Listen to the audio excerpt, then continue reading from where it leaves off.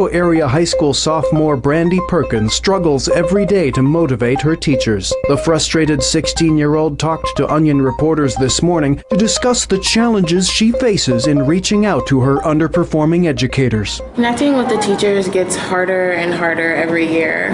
We all come in every morning eager to learn, but most of the teachers just seem completely uninterested in education. One of my teachers, Miss Manley, has been particularly hard to work with. She was quiet at first, but she showed some potential. I thought maybe she just needed a little time to come out of her shell, but as the weeks went by, she just sat there listlessly at her desk, never talking or participating. It just makes you feel so helpless. For more on this story, check this week's Onion Review. This is the Onion News Network. You can stick it to the man and big tech. Join our FTL social mastodon at social.freetalklive.com. Welcome to Declare Your Independence on the Free Talk Live Network. It's time for Declare Your Independence with Ernest Hancock. Believe me when I say we have a difficult time ahead of us. But if we are to be prepared for it, we must first shed our fear of it. I stand here without fear because I remember that I am here not because of the path that lies before me, but because of the path that lies behind me. I remember that for 100 years we have fought these machines. And after a century of war, I remember that which matters most. We are still here! Tonight, let us make them remember we are not afraid!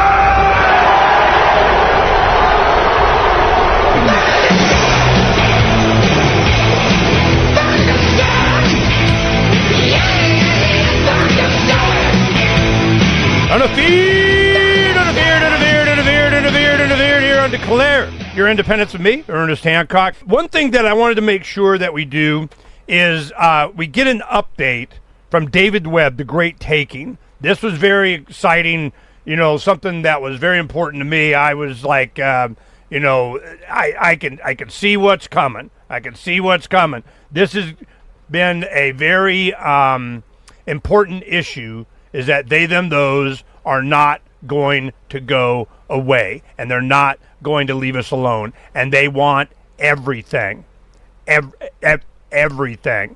The Great Taking, the documentary that promoted the book, it started, David Webb wrote the book, I think it was last May, so it was just over a year ago. By the fall, he had gotten to Doug Casey. You talk to Doug Casey, you're talking to everybody. And when Doug Casey kind of gave it some traction, I think I saw it, I heard about it, and get David on. Let's do it. So he gave me 3 hours, and we got to express ourselves. And we have, Matt White is one of the listeners lives in Vermont that we've helped before, and he goes down the rabbit hole on a lot of this stuff, has a lot of contacts and so on, and that's when I want to hear from David is what happened with that, the state actions, the legislation, the hearings that he's gone to, the awareness that, fortunately, this is stipulated by the bad guys. Well, yeah, because it's easier for us to, take all your crap. You'll own nothing, and here's your happy shot, and this is how we did it. So this is what I want to have him recap all of that, make sure we know. We'll go for an hour, but I want him to recap what it was that he brought to the attention of everyone and how it resonated and kind of exploded in some activity and awareness. What do we do now? But what I'm interested in is what happened, how it was perceived, what the news media has done, what they haven't done, what legislators have done, what different states are doing, who's trying to hide it, who's trying to fix it. Can it be fixed? Is it broken? No, it's fixed, okay? That's the point. So let's go ahead and talk. Welcome to the show, David Webb. This has been an awesome journey. I'm so glad that you've done this, and let's go ahead, do the first thing by sharing with the audience what your short story, hit the highlights, the iceberg peaks here, that what you became aware of. You finally, after COVID, you're like, no, I got to write this book, and then we'll talk about what happened after. Please explain to the audience what you did. Well, I've been aware of this subversion of property rights since 2008. So I've really been digging into it since then. And I guess as you're pointing to, Ernest, it was really through COVID that I realized the scope of the malintent against us, and that if there was nothing more that I was able to do, I was going to write this book. So that became my purpose in life, was to write this book, because I knew it wouldn't be exposed otherwise. So the situation is that, just a thumbnail, we don't have direct property rights to securities anymore. Now, the banking lobby will assure you that you do, but it's a flat out lie. It's not the case. They may call it a property right, but it's nothing like a property right. So that's a subterfuge, calling it a property right. What you have is they invented a new concept of a security entitlement, which operates more like a contractual claim running to your broker or custodian. Now, this is how different it is. Okay, whoa! You big $20 words here. Okay, you got to explain custodian, equities, securities. I mean, all this. People out there have a lot of money in their pension plans, their retirements. They've invested in a lot of different things, and then they think it's theirs. And what you're saying, it's not really yours. They did. It's like, well, securities are stocks and bonds. Okay. And they were called securities because for 400 years they were personal property. Now, this is how shocking this is. It meant, because it was personal property, if your broker became bankrupt and your broker did not return your property, that was a criminal act on the part of the broker. So the public was bulletproof when this was property. It didn't matter if there was insolvency in the system. You had the right to recover your property from the broker or the custodian. And this would be true not just for individuals, but for your pension plan, the funds that you were invested in on your behalf. They had property rights to these securities. That's no longer the case. So this was done to fuzzy up who has control of the property as collateral. So it's all about control of collateral. Now, collateral matters in a big way. Who has control of it matters in a big way if there is insolvency, failure in the financial system.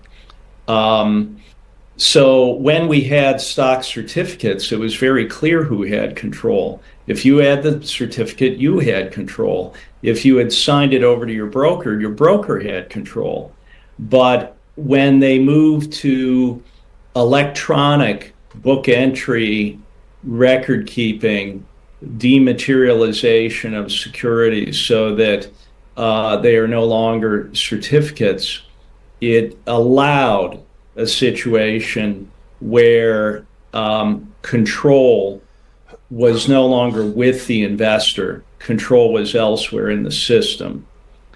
Now, that the banking lobby will try to create the impression that this, once you dematerialize, once you go to a book entry system, that's necessary, that you don't really know who owns anything anymore. That, again, is a lie. because and we can know that because when Sweden was pushed to dematerialize securities, they did it the right way, so that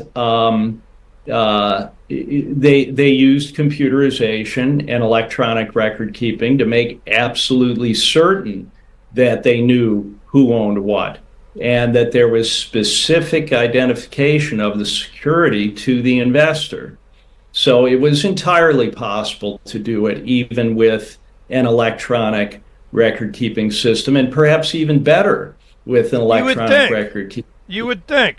I'm going to try this. While you were talking, I'm trying to, how to explain this. Let me see if this works. Help me out.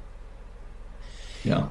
When you have retirement, you get a matching thing with your employer. You put stuff in IRA. You got whatever.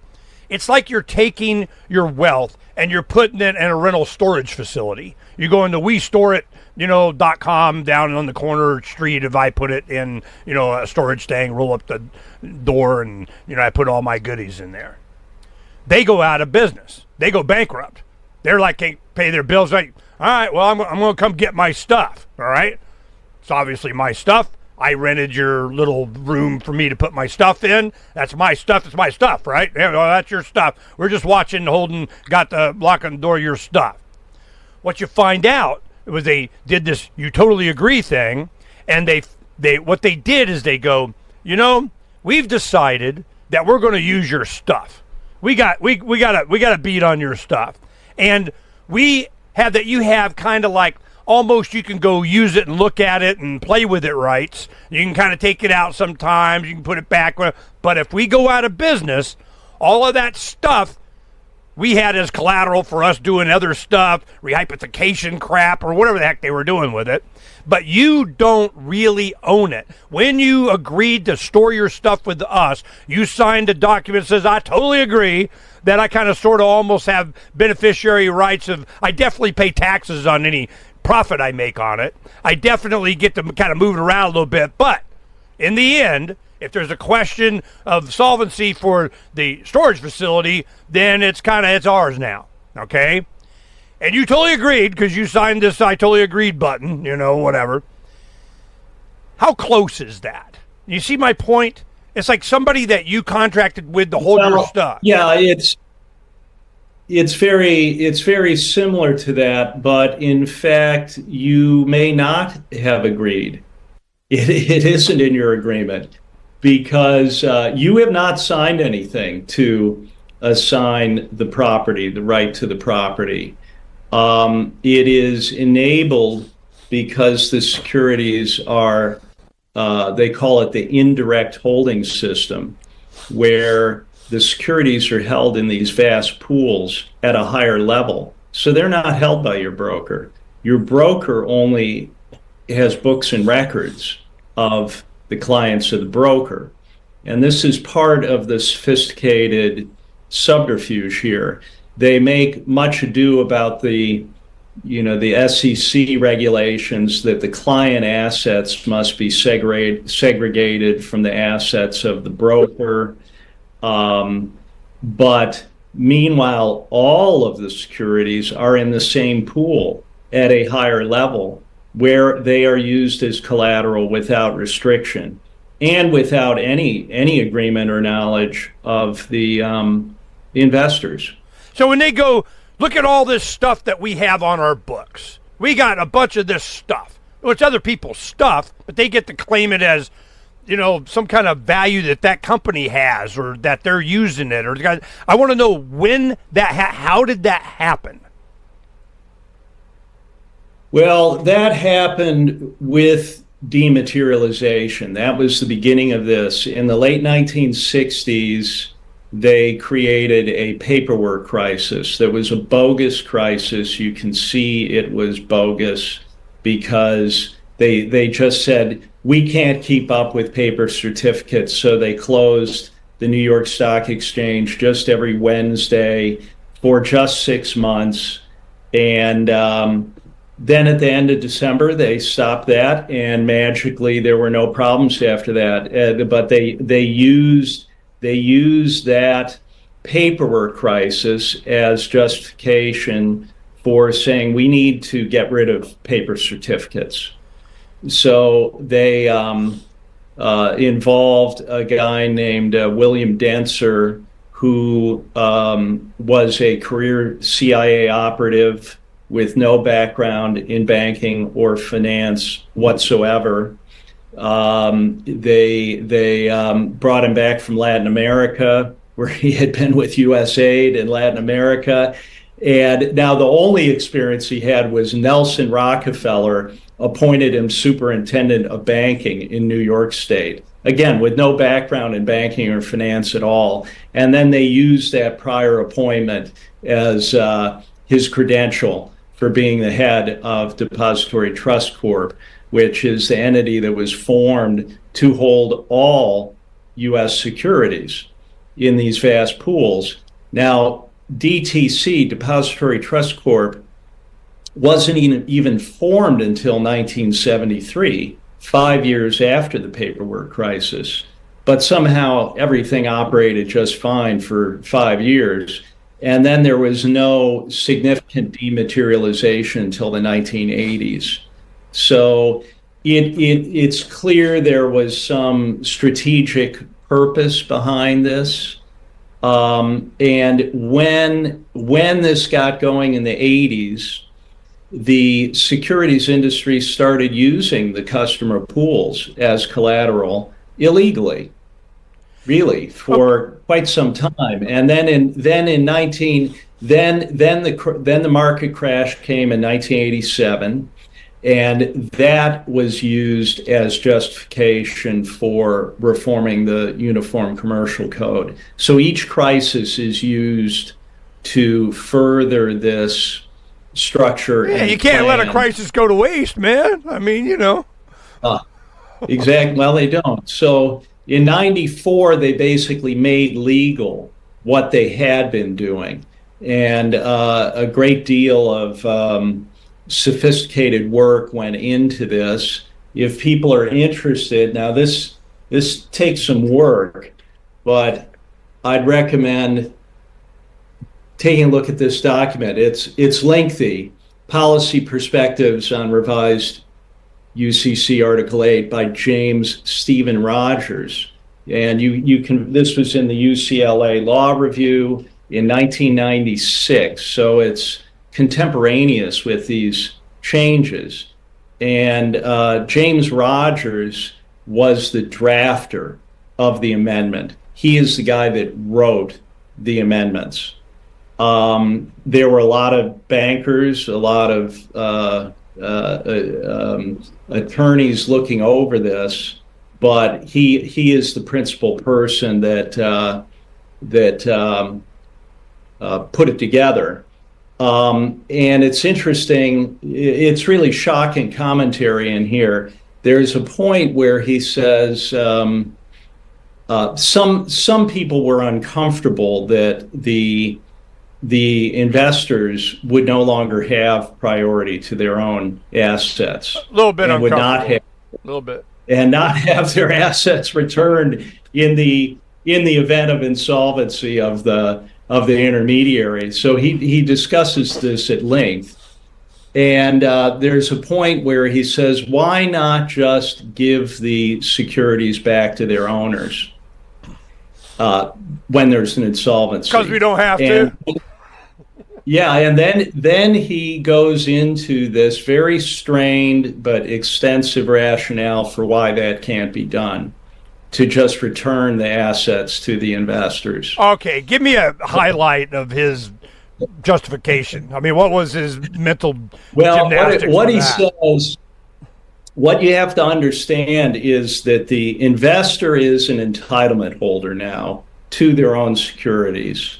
But other entitlements are created when the security is loaned out by the broker, when it's used or by the custodians in the system. So other entitlements are created running to the secured creditors.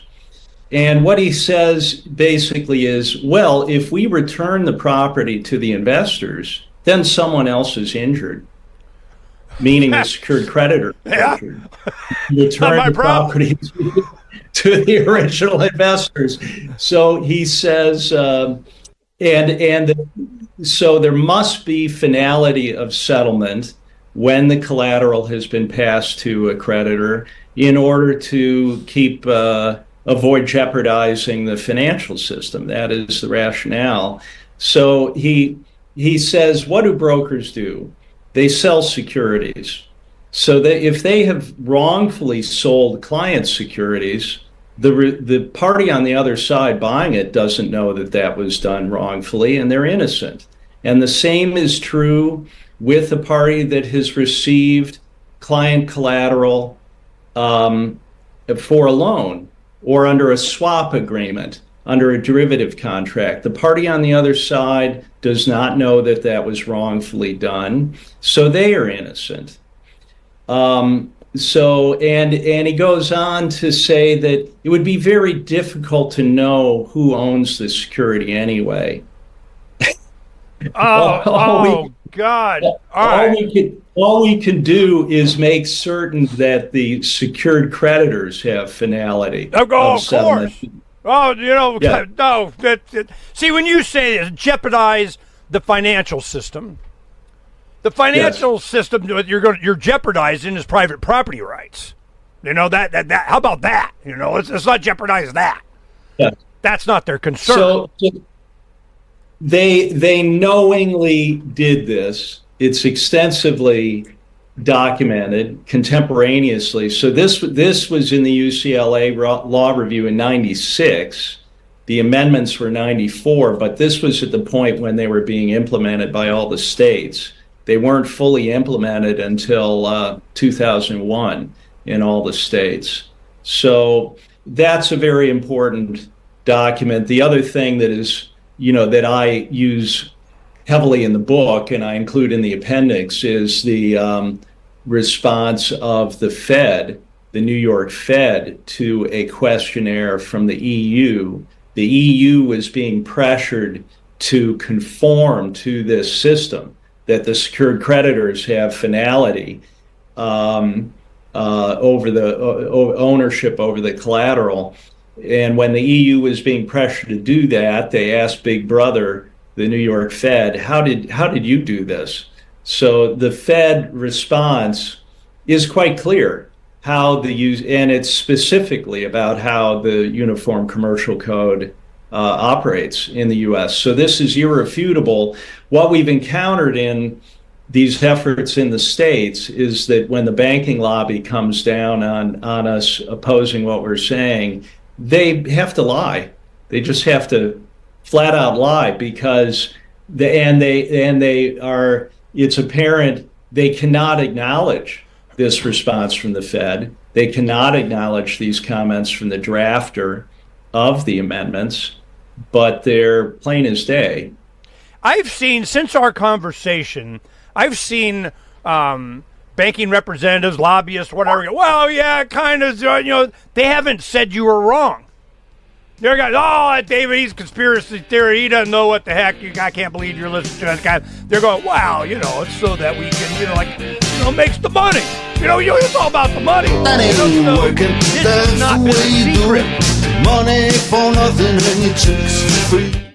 This hour of Free Talk Live is brought to you by Dash Digital Cash. Dash is the cryptocurrency designed to be used for spending. In addition to being one of the world's first cryptocurrencies, Dash was the first crypto project to have a decentralized autonomous organization that to this day continues to improve and promote Dash. Every month, 10% of the mining rewards go into a treasury. Anyone with one Dash to spend can put forward a proposal to the Dash masternodes. The masternodes vet the proposals and decide which ones move forward and are funded by that treasury. Nowadays, DAOs are plentiful, but Dash paved the way by doing it first, nearly a decade ago. Dash is one of the oldest cryptocurrencies and is widely available on exchanges, including the decentralized Maya protocol, and in multi-crypto wallets. It's easy to get and use Dash. Start by learning more at dash.org. Thanks to the Dash DAO for sending us 32 Dash per month to promote Dash on the air. Visit dash.org to learn about Dash, dash.org. From Feature Story News in London, I'm Nina Maria Potts with the latest world news. Britain's Labour Party has wiped out the Conservatives, who've ruled the UK for 14 years. The landslide victory hands the Conservatives their worst result in history. Voting ended at 10 p.m. local time, at which point polls handed the Labour Party an astonishing majority, collapsing the Conservatives to just 131 seats. Britain's faltering economy and struggling public services put the public on a collision course with the Conservatives. Friday morning sees the Labour Party leader Sir Keir Starmer anointed by King Charles, and then he'll be turning his attention to immediate domestic and foreign policy issues such as the conflicts in Ukraine and the Middle East. US President Joe Biden says he screwed up in last week's presidential debate in an interview in Milwaukee. He put his debate performance down to a bad night. The president gave his interview to a local radio station. The host said he didn't get the impression that Biden is ready to step aside. I had a bad night. And the fact of the matter is that, I screwed up. I made a mistake.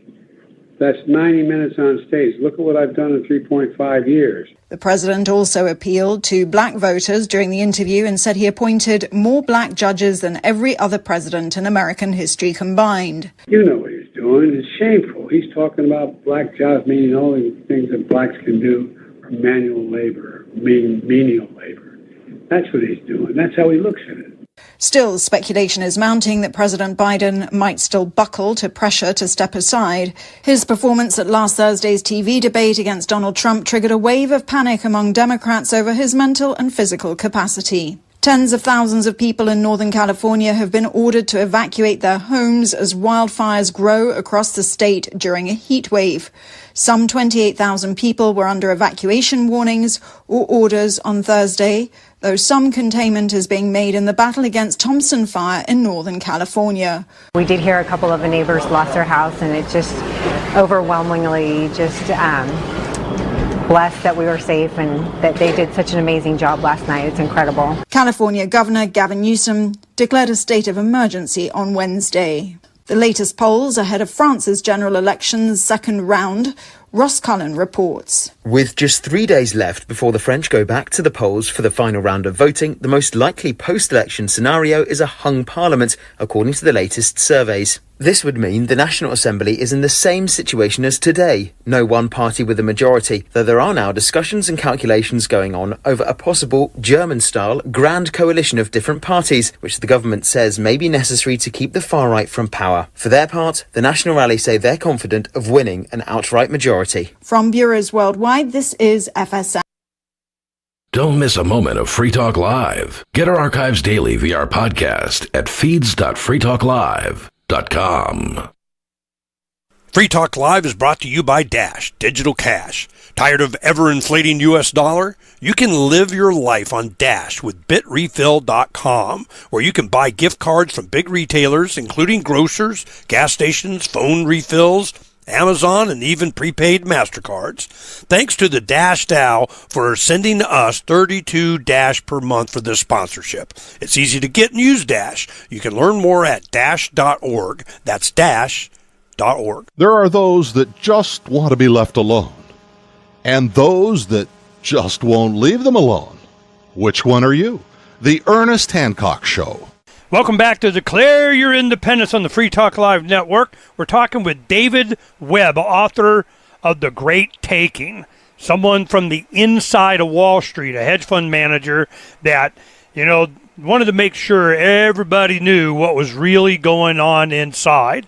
Now, we had talked last fall in 23, and the book had just come out in May, June of this last summer in 23, and I found out about it, and oh, man, this is stuff that I've been working on since the summer of 08. I could see what was coming. It's not a gonna-happen thing. It's an already-happened thing. Pay attention. David Webb, he's been on the tour. 20 states have already started introducing legislation that will stop the taking of everything that you got. all your retirement, your 401ks, your pension funds. It's sitting there. Why do they rob the bank? Because that's where the money is. And why are they going after pensions and retirement funds and so on? Because that's where the money is. The great transfer from generation to generation next. And this is a thing. And I want to make sure you guys understand that. The update with David Webb. Now I want to talk about... It's kind of an open hypnosis, I would say. It's like COVID. It's just kind of, we all know it's BS. You just kind of play along or something, So this is what I want to talk about. Thank you for that summary, kind of get what we're talking about. This was a conscious effort to make your stuff not your stuff. It's their stuff. Why do we rob banks? That's where the money is, okay? Why do the banks rob the middle class? Because that's where the money is, okay? So it's all of these resources that are put in, and check this here book and laws and paper that we did, and kind of it says it's ours now, okay? You'll own nothing. Here's your happy shot. So I'm going, okay, this is how they did it. Now talk about UCC. What is that? Uniform Commercial Code or yes. Is that right? So people tell me, and I'm going, well, they do this with the Universal Commercial Code. The states agree to, kind of harmonize some laws and investment stuff, whatever. It's to kind of want to keep us all on the same, weights and measures, that kind of deal. But then you start to realize that we need to collectively herd you into the chute, all 50 states, so we can do this to you. And as they do it, they go, oh, it's harmonized. It's universal. It's everybody. And I'm going, no, it's not. It has to be done. Each state has to have their own agreement or participation in some, 49 other states do it within, you're just in because the majority, no. Explain that process, because we're going to get into, what's been happening in legislation since our conversation. So I want to, explain the Uniform Commercial Code and how obligated a state is to participate or not, because they're not, every state is not all the same. Explain that for us, will you please? Well, I would say the idea of uniformity of the commercial code is someone's idea. In this case, it's the banking lobby's idea, and they could implement this quietly in all 50 states without much attention being focused on it. And I think the operative sections of this code, I have to say, I know that the principal there were basically two people that were involved in designing this, in this strategy. That's how closely held it was. And but it did not get much attention. There was an associated statement from the Uniform Commercial Code assuring legislators that what this was about was giving priority to the entitlement holders to their, or over the secured creditors, So they were assured of that, but they neglected to explain the exceptions. So this is part of the value of having begun this process in the state. When you actually look at the code, it's not difficult to understand what was done here and what the subterfuge was. So you find this statement that the entitlement holders have priority over the creditors of the intermediary. But then these exceptions, the first one is that if the creditor of the intermediary has control, that creditor always has priority. That is the condition all the time. Control, the one thing as an investor in an indirect holding system is that you do not have control. The security lies elsewhere. Control simply means the ability to sell the security. So that ability resides elsewhere 100% of the time. The second exception is that if the creditor of the intermediary and if the intermediary is a clearing corporation, the creditor always has control. So clearing entities are things like Goldman Sachs or Lehman Brothers, but the main thing is that the central clearing counterparties that house the entire derivatives complex, what are they? They are clearing entities. So creditors behind that complex have priority over the pooled assets. Now, this is so the answer to my question. I'm wanting to know, when they say the Uniform Commercial Code, how, as this process developed and was completed by, well, I think you remember you saying 94 or something is about when they kind of wrapped it up. Yeah. But, up until that time, there wasn't all of a sudden all 50 states did it overnight. I mean, it was an effort state by state over time, right? There can be differences in state law, absolutely, and that's what we. This was done in the states through the Uniform Commercial Code, so it has to be reversed that way, and it can be done very elegantly just by striking these exceptions. Well, since we've talked, there's been some efforts to do exactly that, has there not? Were you surprised that there were other people, myself and a bunch of other, all of a sudden it starts coming out of the woodwork, that knew this? That you were going, man, everybody needs to, I'm glad you did it. It's kind of like a, Rosa Parks didn't want to sit in the back of the bus thing, and then here we go. So this is, were you surprised that there was already a movement, an understanding of this? Well, I wouldn't say there was an understanding before the book. Right. I think it's because, I've met with top securities lawyers at banks that did not understand this. Again, it was like a mass hypnosis. People did not want to see the whole picture of this. I guess it's like the blind men with the elephant. People just know their own part of the thing without putting it all together. But what has happened it very quickly is that, this is the power of ideas. Ideas travel and people make them their own. And then they act, now it's their idea, and they act on their idea. And that's what has happened here. People have been, people have picked this up and run with it themselves.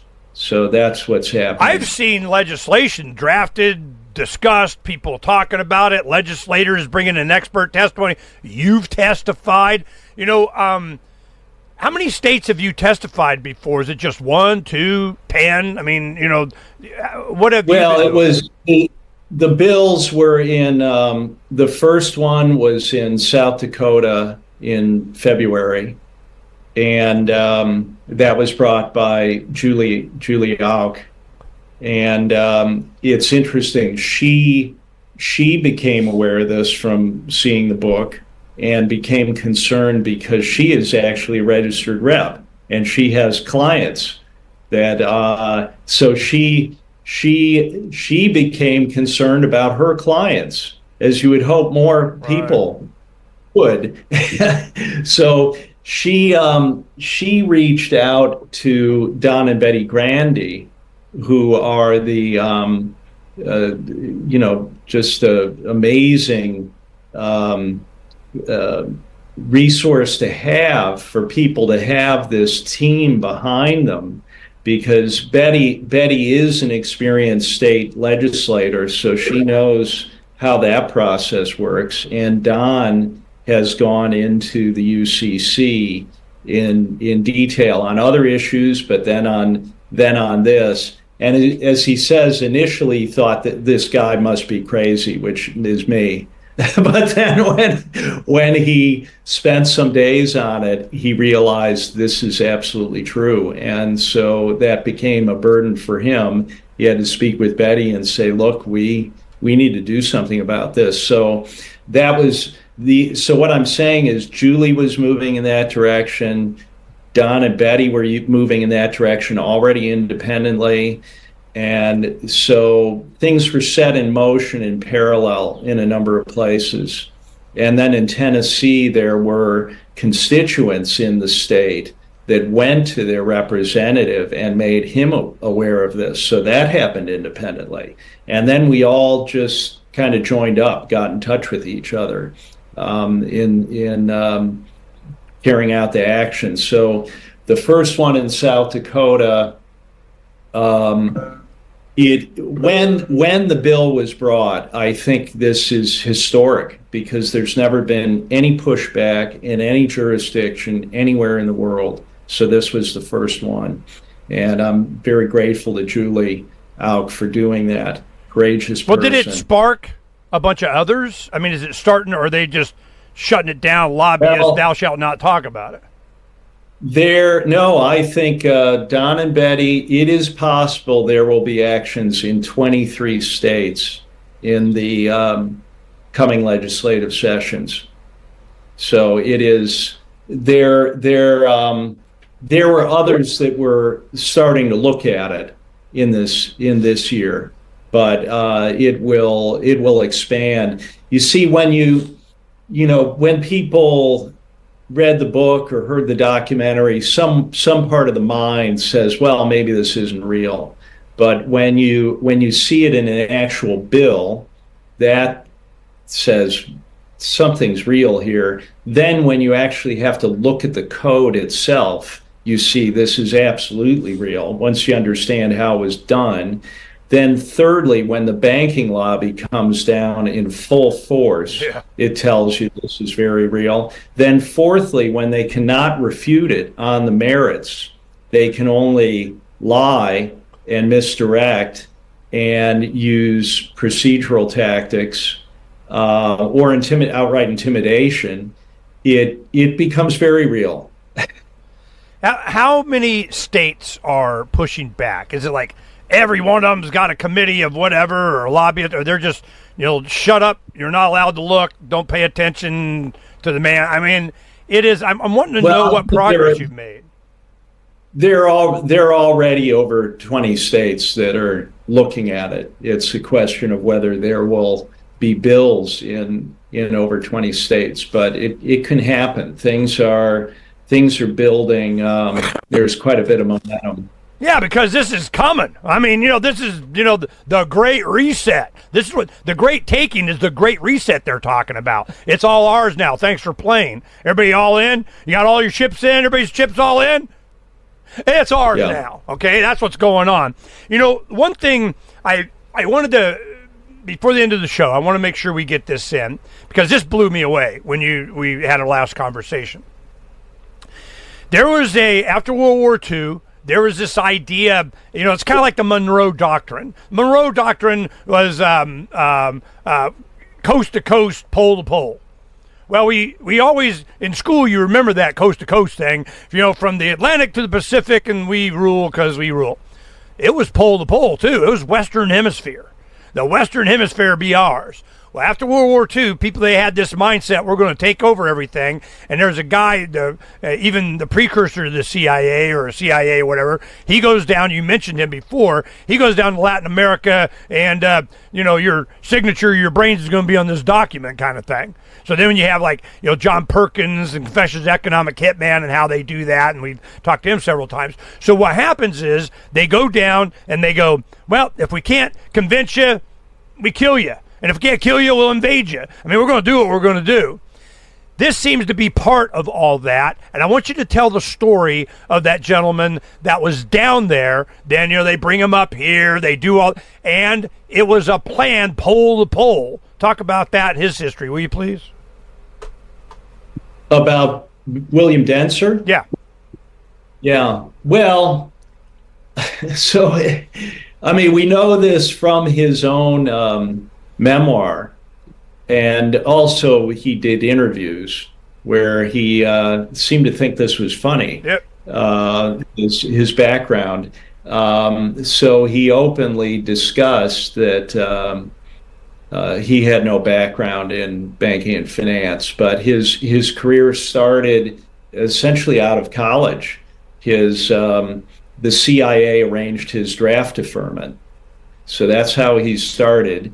And he went with he was essentially organizing anti-communist student organizations in Europe with the backing of the CIA. Then he became explicitly a CIA operative for 5 years. And then he went down to Latin America with USAID. And then it's interesting. USAID, run away! They're here to help. He notes that it's a very strange statement. He says his interests shifted back to the U.S. following the assassinations. In you Latin wonder America. why.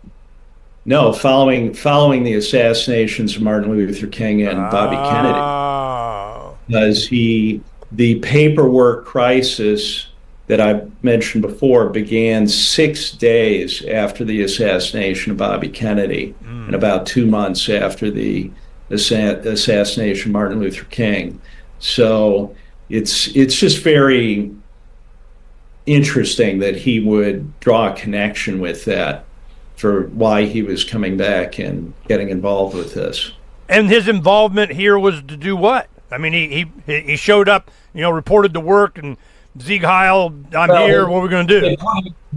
They put him on this track. Again, the Rockefellers were involved. So Nelson Rockefeller then appointed him superintendent of banks in New York State, which is very strange, having never done anything remotely like that. Well, what was Nelson's position at the time? Well, he was governor of New York State. But he also went to be senator also, didn't he, or something? I don't remember. I think he did a number of things, but I think he was the governor of New York time. at the time. This is, so now that you've had this exposure and you talk to, I don't know, who would you talk to? It's the people. I mean, is there some, DOJ? Is there the SEC? Is there some, judge? They're all in on it, so I'm just, who do you go to other than what you did?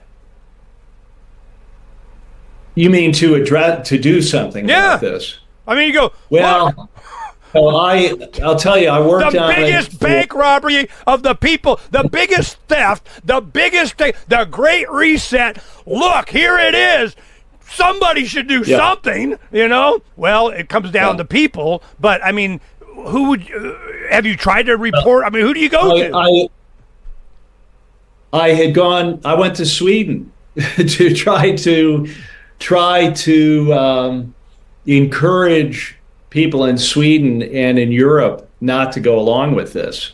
So I worked at that for 5 years, and it was not possible to prevent that. They were swept along with this. So this same structure and subterfuge was implemented in Europe in 2014 with something called the Central Securities Depository Regulation. That's a mouthful, but that basically conformed Europe to something like the Depository Trust Corp structure. When I came across this stuff, I remember there was a thing, Donna has one of the logos up there, and it's called Marquette. It was kind of their DTCC or something. Does that ring a bell? Did you know about that, or am I off on that? What is it? I don't know about Marquette. There's, the central, in Europe, it's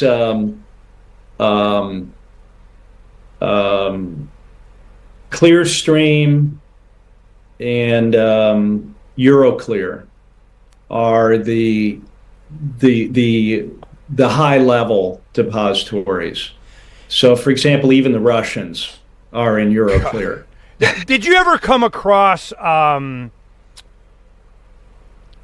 slipped my mind. There is a lot of fines, billions of dollars that were charged for this kind of derivative, funny money, who owns what kind of thing. They need to settle it out. And we spent a lot of time, and another thing, in 2016, right before the presidential election with Hillary and Trump, there was, they were doing a thing called Teneo, Teneo.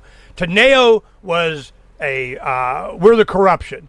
Pay and play. We're the guys. We're going to have an IPO, and we're in February of 2017. They planned on doing it, and then they stopped it when she didn't win. But it was headed up by Doug Band, I think. It was the assistant to Bill Clinton, and this guy has, his name keeps popping up everywhere. And Teneo was given the authority to kind of run a lot of the derivative. Figure out who owns what when this great taking thing happens. And I just get kind of highlights, and I look and I go, yep, they're doing it. Oh, well, that's corrupt. Oh, this is what they're going to. So it seems like they're setting up the infrastructure to determine who gets what property. Because when you're talking about, they go, well, they took this and you just got kind of some kind of beneficiary, you get to pay taxes on profits you made on whatever. But when the whole system goes down, it's ours now. And they need somebody or something to kind of put a rubber stamp on that of, okay, this now belongs to this person and that person. Who's that? Somebody's going to adjudicate. Somebody's going to decide. Somebody's going to put a stamp on something. Somebody's going to certify something as it's not yours anymore. How does that happen? No, it's very clear. It doesn't require. That's the key thing. It requires no judicial review whatsoever. It is required at this point. So it's quite clear that the public has no claim, and that by the public I mean also sophisticated investors, people who run hedge funds, people, the big boys, big institutional players. They are also not protected in this. There's no way to have your securities segregated. So let me just explain how this will work briefly. So when we had securities as certificates, we had direct property interest. So if there was insolvency, you just took your property back and said, I'm sorry, you're out of business. Now that is something like a contractual claim. You have an appearance of ownership. Now at the other end of the system, you have derivatives contracts. Now a derivative, it's an intimidating word, maybe intentionally so. It just means it's derived from something else. So it's a contract that written describing the behavior of something else. On Free Talk Live, we're bringing people to the ideas of liberty every day. From wrestling superstars like Glenn Jacobs. You guys really are having an impact, I believe. Like I said, a lot of where I am now is due to listening to Free Talk Live. You changed my mind on some very important issues years ago. To random people tuning in on the radio. I was kind of stuck in the left-right paradigm. I heard your show by chance on a Saturday night. From there, I went on, joined the Free State Project, and become an amplifier. So, I mean, that's really the reason why I amp is because I know that if it wasn't for you guys being on as many stations as you are, I never would have found the ideas of liberty. You can help more people hear the message of liberty by joining Free Talk Live's AMPS program on Patreon for as little as $5 a month. And you'll get access to special perks. Visit amps.freetalklive.com, amps.freetalklive.com. My name is Jacob Hornberger. I'm president of the Future of Freedom Foundation, which Congressman Ron Paul awarded for having an outstanding freedom website. Write us at fff@fff.org, and we'll send you a free 3-month subscription to our monthly journal of libertarian essays and our booklet, Economic Liberty in the Constitution, which George Mason University economics professor Walter Williams praised in a recent column. That's fff@fff.org.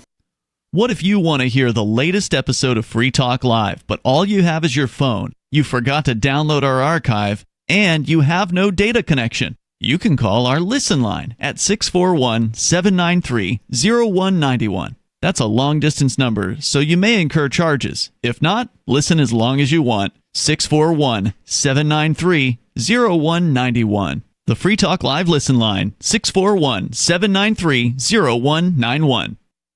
The latest episode of Free Talk Live continues with Hour 2 up next after the news here at listen.freetalklive.com. From Feature Story News in London, I'm Nina Maria Potts with the latest world news. Britain's Labour Party has wiped out the Conservatives, who've ruled the UK for 14 years. The landslide victory hands the Conservatives their worst result in history. Voting ended at 10 p.m. local time, at which point polls handed the Labour Party an astonishing majority, collapsing the Conservatives to just 131 seats. Britain's faltering economy and struggling public services put the public on a collision course with the Conservatives. Friday morning sees the Labour Party leader, Sir Keir Starmer, anointed by King Charles, and then he'll be turning his attention to immediate domestic and foreign policy issues such as the conflicts in Ukraine and the Middle East. US President Joe Biden says he screwed up in last week's presidential debate in an interview in Milwaukee. He put his debate performance down to a bad night. The president gave his interview to a local radio station. The host said he didn't get the impression that Biden is ready to step aside. I had a bad night. And the fact of the matter is that, I screwed up. I made a mistake. That's 90 minutes on stage. Look at what I've done in 3.5 years. The president also appealed to black voters during the interview and said he appointed more black judges than every other president in American history combined. You know what he's doing. It's shameful. He's talking about black jobs meaning all the things that blacks can do for manual labor, menial labor. That's what he's doing. That's how he looks at it. Still, speculation is mounting that President Biden might still buckle to pressure to step aside. His performance at last Thursday's TV debate against Donald Trump triggered a wave of panic among Democrats over his mental and physical capacity. Tens of thousands of people in Northern California have been ordered to evacuate their homes as wildfires grow across the state during a heat wave. Some 28,000 people were under evacuation warnings or orders on Thursday, though some containment is being made in the battle against Thompson Fire in Northern California. We did hear a couple of the neighbors lost their house, and it's just overwhelmingly blessed that we were safe and that they did such an amazing job last night. It's incredible. California Governor Gavin Newsom declared a state of emergency on Wednesday. The latest polls ahead of France's general election's second round, Ross Cullen reports. With just 3 days left before the French go back to the polls for the final round of voting, the most likely post-election scenario is a hung parliament, according to the latest surveys. This would mean the National Assembly is in the same situation as today, no one party with a majority, though there are now discussions and calculations going on over a possible German-style grand coalition of different parties, which the government says may be necessary to keep the far right from power. For their part, the National Rally say they're confident of winning an outright majority. From bureaus worldwide, this is FSN. With FSN Spotlight, I'm Simon Marks. Amid all the turmoil in the United States over last week's TV debate between President Biden and his predecessor Donald Trump, little attention has been paid to the former president's shrug of the shoulders when he was asked whether he plans to pull the United States out of NATO in a second Trump administration. But that shrug has made headlines in Europe, where NATO's solid support for Ukraine is now threatened with a possible fracturing. Radoslaw Sikorski is Poland's foreign minister. NATO matters for common defense, and let's not forget on whose behalf NATO has only once so far invoked Article 5, on behalf of the United States. Allies can be annoying, but you do need them in emergency. And in this particular emergency, you don't want to send a signal to China that it is acceptable to recover what you regard as a renegade province, which is how Russia views Ukraine. You want to send precisely the opposite signal, that revising borders is unacceptable. He spoke to Foreign Policy magazine and urged Republicans to understand that Ukrainian troops are fighting without the engagement of a single American soldier. But America's commitment to Kyiv and NATO hangs in the balance as its election campaign advances. With FSN Spotlight, I'm Simon Marks. And a reminder now of the hour's top story. Britain's Labour Party has wiped out the Conservatives who've ruled the UK for 14 years. Britain's faltering economy and struggling public services put the public on a collision course with the Conservatives. Labour Party leader Sir Keir Starmer will be anointed by King Charles and then turn his attention to immediate domestic and foreign policy issues. And that's the latest world news. From Feature Story News, I'm Nina Maria Potts reporting.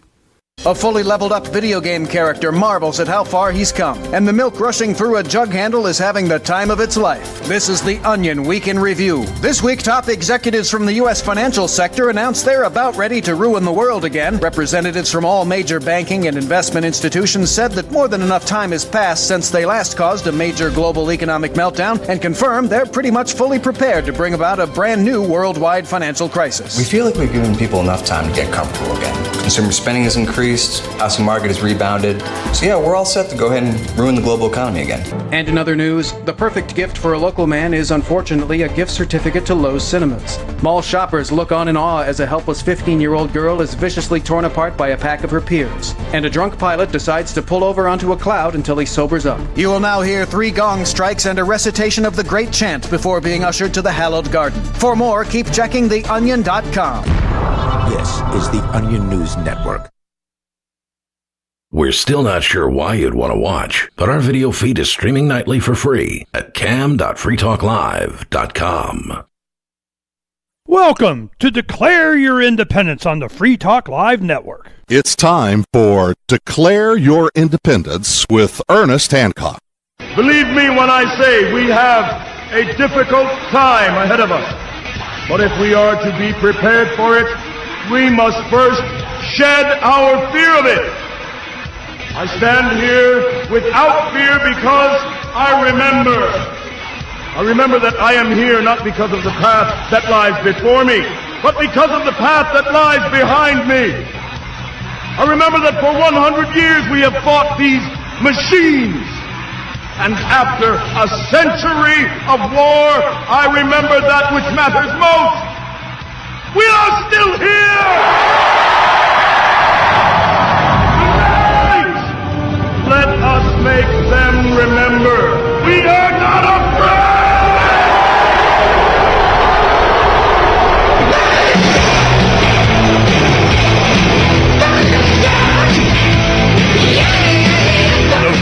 No fear, no fear here on Declare Your Independence with me, Ernest Hancock, on the Free Talk Live Network. Continuing our conversation with David Webb, author of The Great Taking, inside Wall Street guy, a hedge fund manager, knows all the big boys, went through the process and understood what is happening. We have already been stolen from. It is just, we can sit there and look at it. It's in our account. It says we have it, but when the dominoes start falling, it's not yours so much. Pay attention. David Webb, you need to know this. So when we had securities as certificates, we had direct property interest.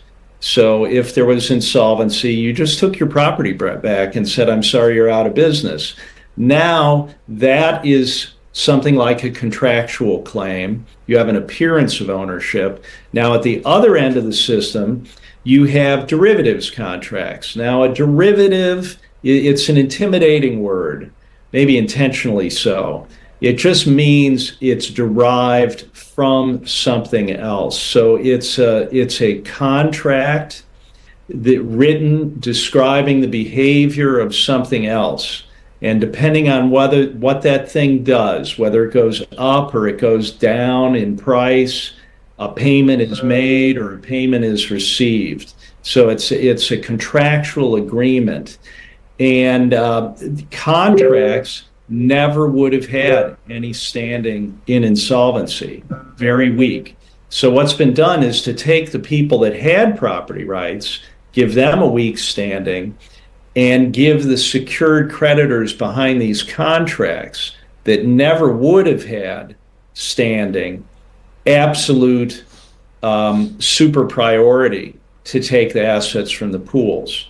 So this is the sophisticated sleight of hand that has been put in place over half a century.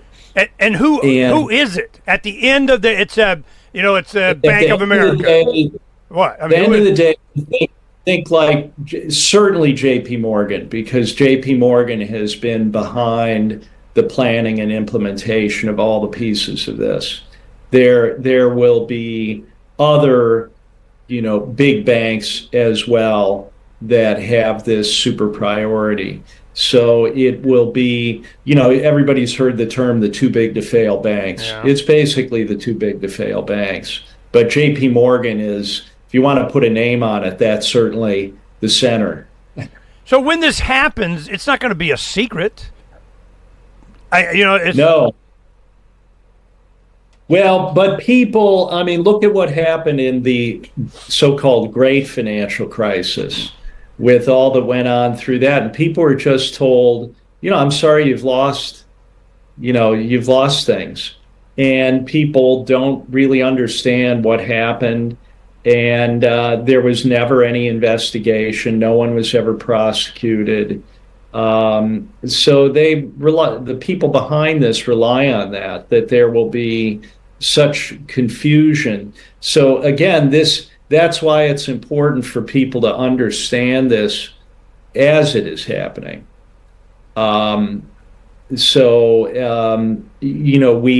We need to know that we are not helpless, that we actually we're not powerless. We can take actions here and to begin doing that. There was a story. It was debt is starting to fail again. This was in 2007 is when I started really going on about, the housing market here in Phoenix was just, freaking skyrocketing just like it was, like a year ago. And I'm going, this is done. It is going to go. It's going to go. And it went. Well, it's going to go, and it's going to win again. Okay. When this is happening, it's who is going to benefit at the end of this. Who is getting, you're saying, JP Morgan and so on. As this is unraveling, and I was thinking that commercial real estate was going to go in 8, 9, so on. I thought that was going to be part of it. Well, of course, there's residential and the Great Short, the Big Short and all that kind of stuff. But commercial, they just kind of put, on the back burner. They kicked that can down. They put it on, as liability assets and 1-for-1 trade of toxic, investment, whatever the hell they did with it. But now that can is a lead shot filled silo that they're not going to be able to kick anymore. This weekend, there was a story that came out, and it was, and enough that I sent it to my children and my family, and I said, look, it's time, I keep saying it won't happen all at once, but it will happen overnight. You'll see it coming. You'll get a book, The Great Taking. You'll see people explain it to you, and then all of a sudden it's Monday, and all of a sudden it's gone, and they've triggered it. Well, I'm feeling Monday's coming, so I'm going, yesterday, the first Monday, I'm going, whoa, I'm going to be paying attention to what's up. And then it was kind of like crickets, but it was a video that was done. We put it up on Freedom's Phoenix. Oh, crap. AAA debt is starting to fail again. Now, this was, what was his name? Barry or Michael, that predicted The Big Short. He had a prominent feature in the film. Yeah. But this is what we were all talking about was going to happen, and it's what you're talking about. So now commercial is starting to get in there. They're having malls that nobody goes to. These big giant buildings, that high rises that are gazillion dollars are selling for pennies on the dollar. They're starting to liquidate.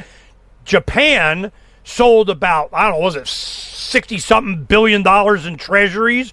China has been extricating themselves from U.S. debt. They're doing, it's like it's happening right now. So I address that for us, will you please, before you go? Well, they have created this condition. They've worked at it deliberately for many, many years to create the everything bubble, which we have now. And,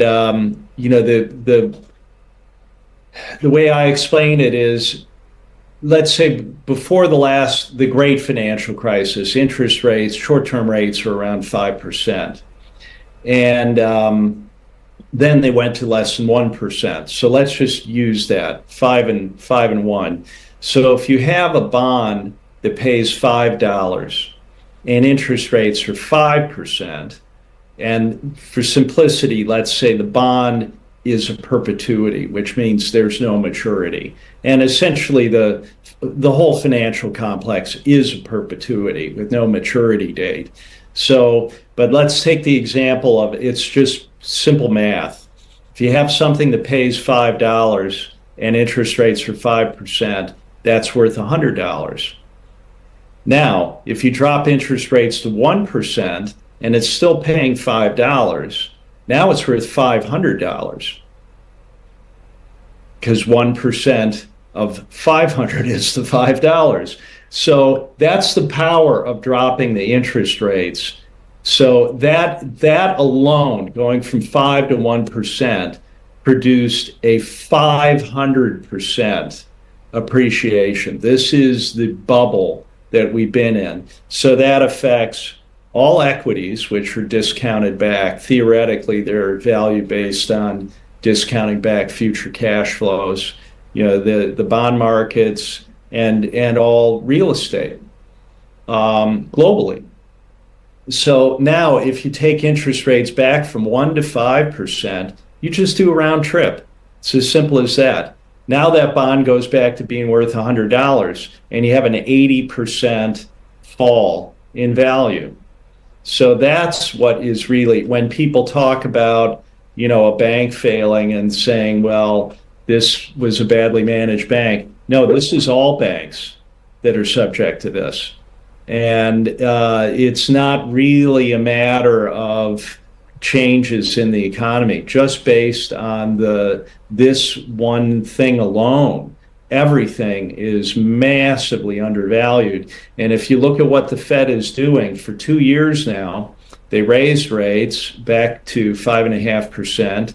And every month they're talking about how many cuts the Fed is going to have in the next year. What is the dot plot for how many cuts they're going to have? Because that's the only way you can theoretically argue that things won't collapse, is the Fed is going to cut rates. But if you watch, they're not cutting rates. So it's been 2 years. So what's their motivation for not cutting rates? I mean, if they can, they got a dial, they're not turning it. Why? Well, look, I'm telling you, the bubble has been created and the conditions for a massive collapse have been created because that's intended. Aha! Okay. It's just a matter of when it will be a moment of their choosing to let it fall. Now, people would say, well, that's insane. No one would do that. And that's why in The Great Taking, I explain the exact parallel with what happened in the Great Depression. So the Great Depression was the Great Taking 1.0.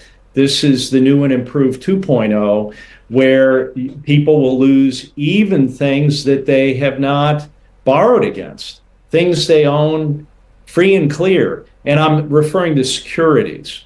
There are securities that they own outright if they're held in electronic form. So this is not about people making money. People need to get over that. This is not about somebody making money at your expense. This is a geopolitical strategy. This is a global hybrid war. This is about subjugation of populations globally. It's not about taking your money. They can, other than making sure that you don't have it, right, so that you are subjugated. They do not need your money. They do not need your property. They already have it. They just don't want you to have it.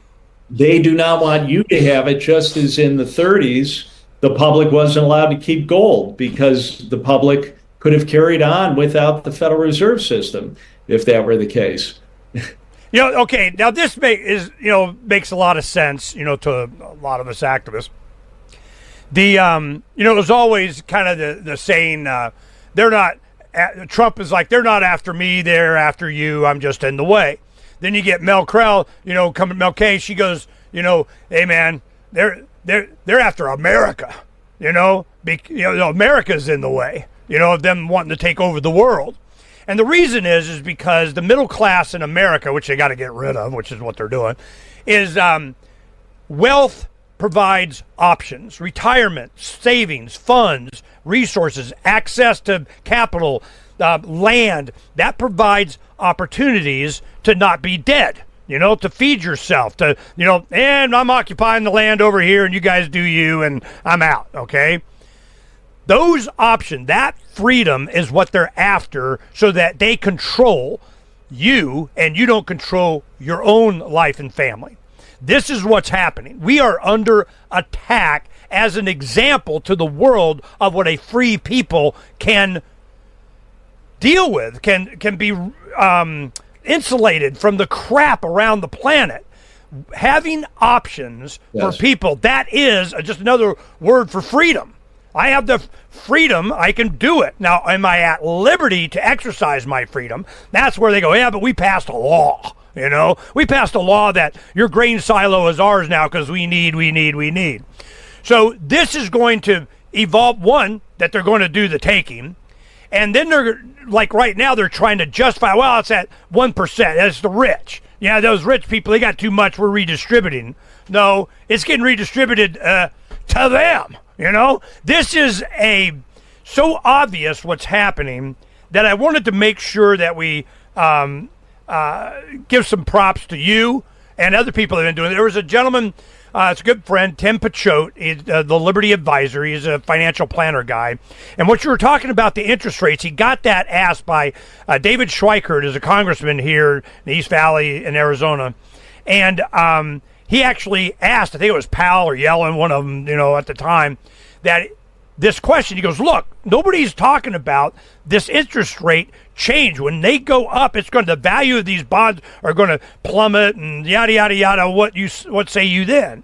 And they're like, they don't want to talk about it. So what's happening right now is this. And I don't see how it stops. Like you say, they set it all up in the Uniform Commercial Code. They have it in the mindset, tax the rich, or we got to get them damn billionaires, and they're the ones doing it, and we're going to get them, which they're the ones doing it.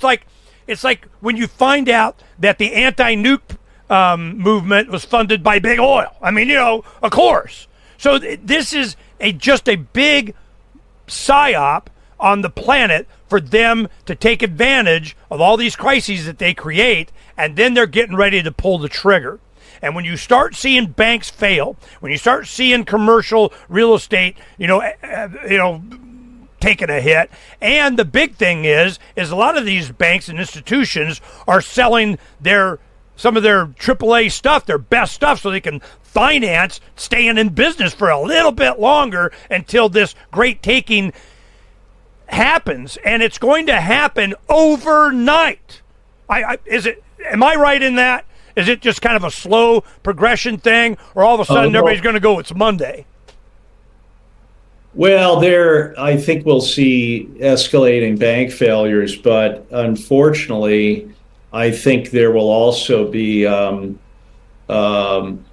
in a global war, hybrid war, and there will be many other threats toward people, so that they're not just worried about their IRA.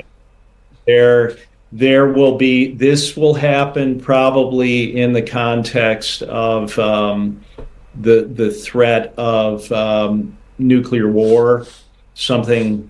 So we're whether that is real or not, people will be very frightened about what is happening. They will be able to point to something that is happening in the context of war triggering the collapse.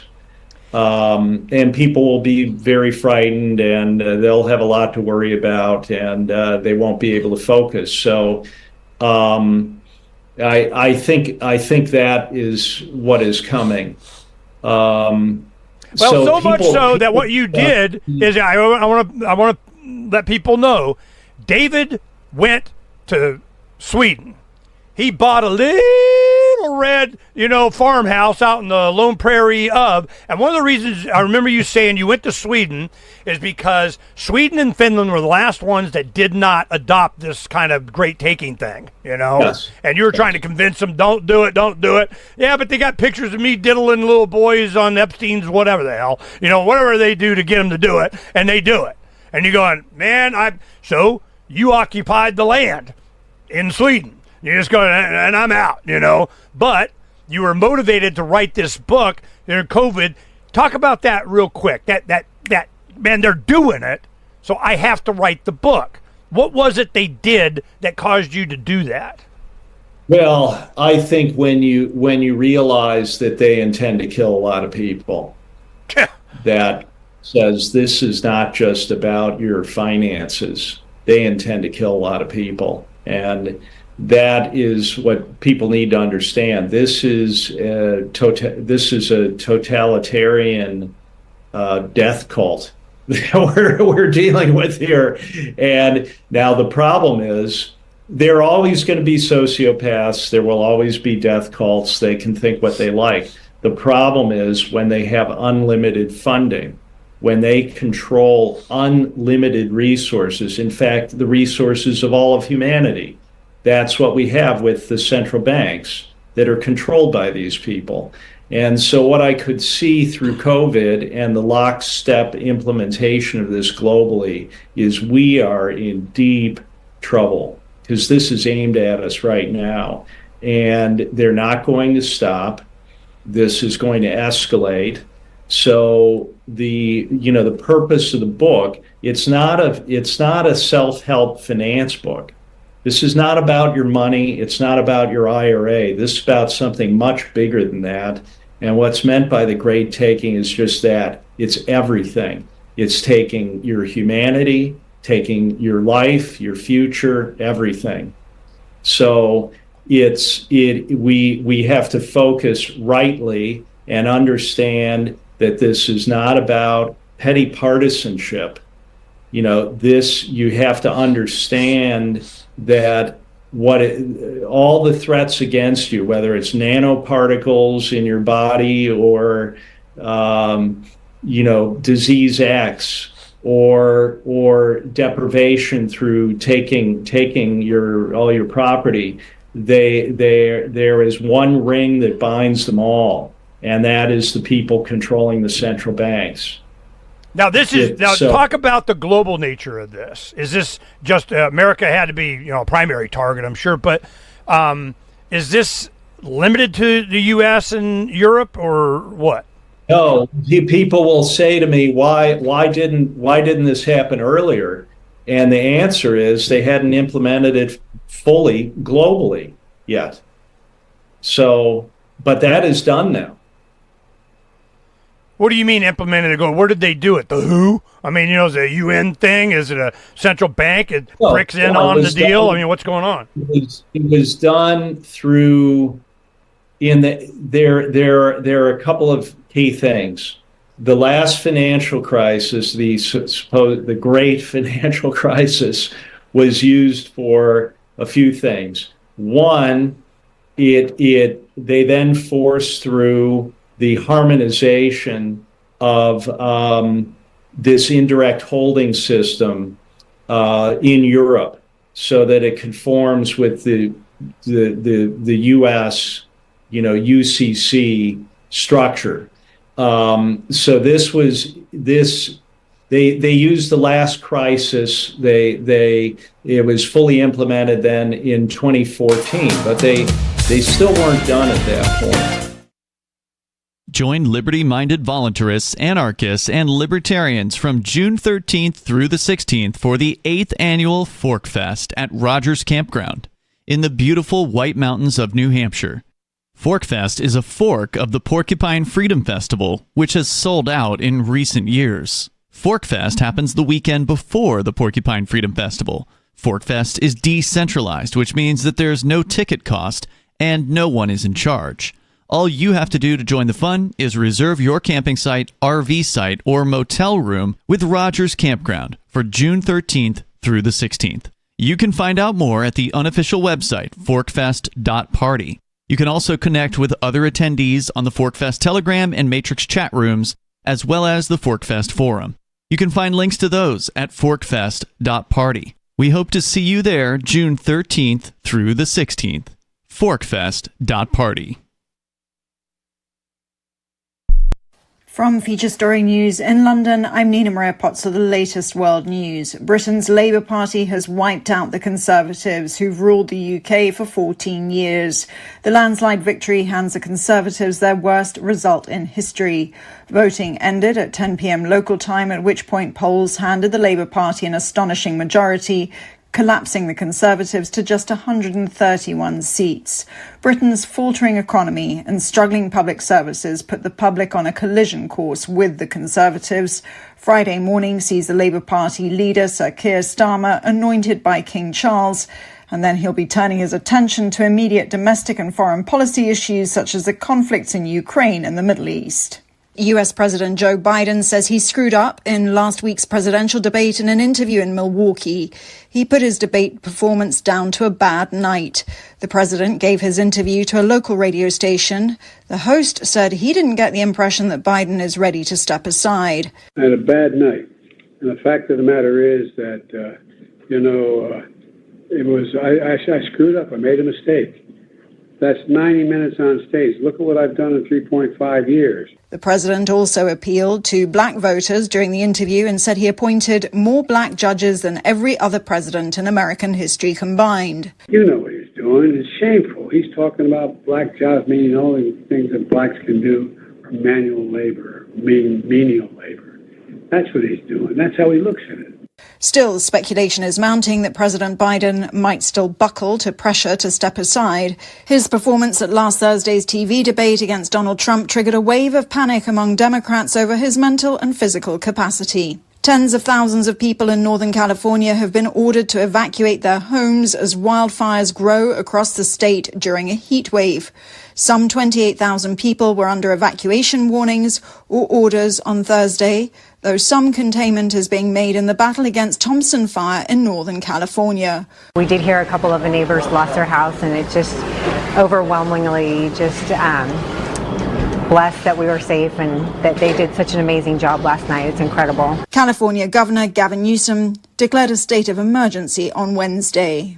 The latest polls ahead of France's general election's second round, Ross Cullen reports. With just 3 days left before the French go back to the polls for the final round of voting, the most likely post-election scenario is a hung parliament, according to the latest surveys. This would mean the National Assembly is in the same situation as today, no one party with a majority, though there are now discussions and calculations going on over a possible German-style grand coalition of different parties, which the government says may be necessary to keep the far right from power. For their part, the National Rally say they're confident of winning an outright majority.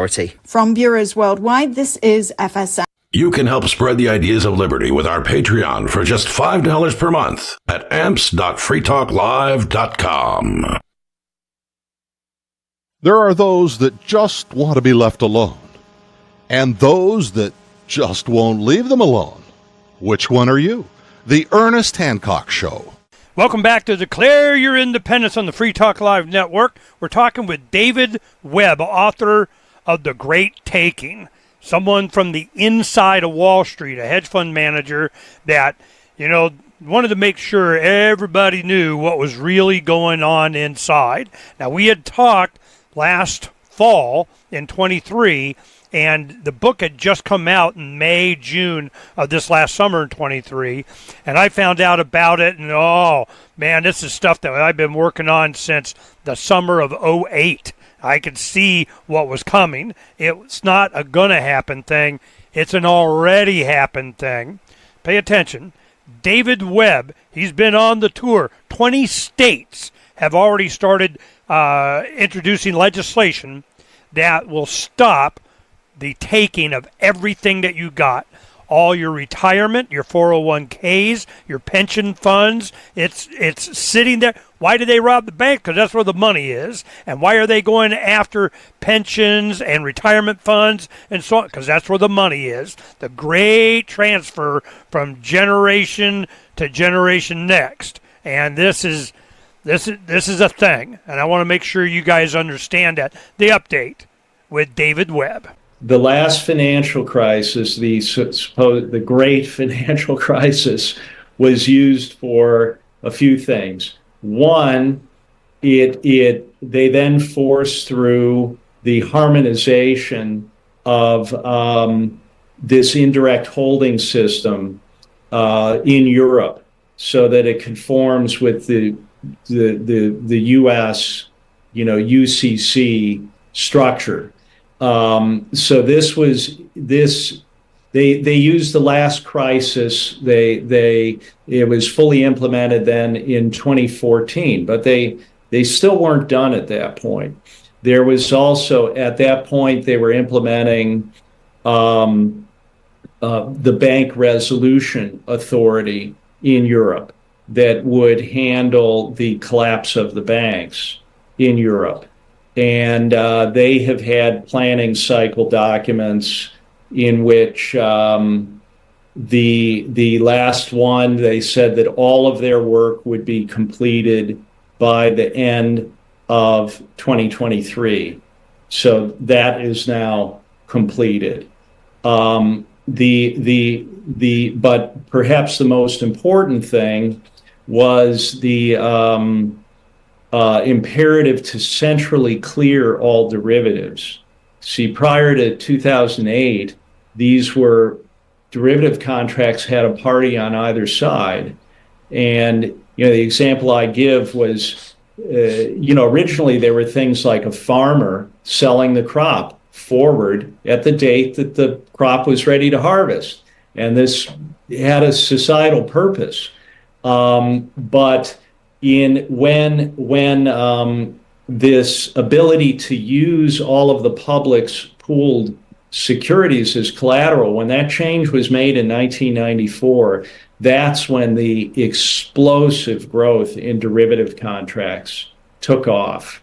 So that they were, it was a very small phenomena prior to 1994, but by 2001 had reached, derivatives outstanding had reached twice global GDP, twice the size of the entire global economy.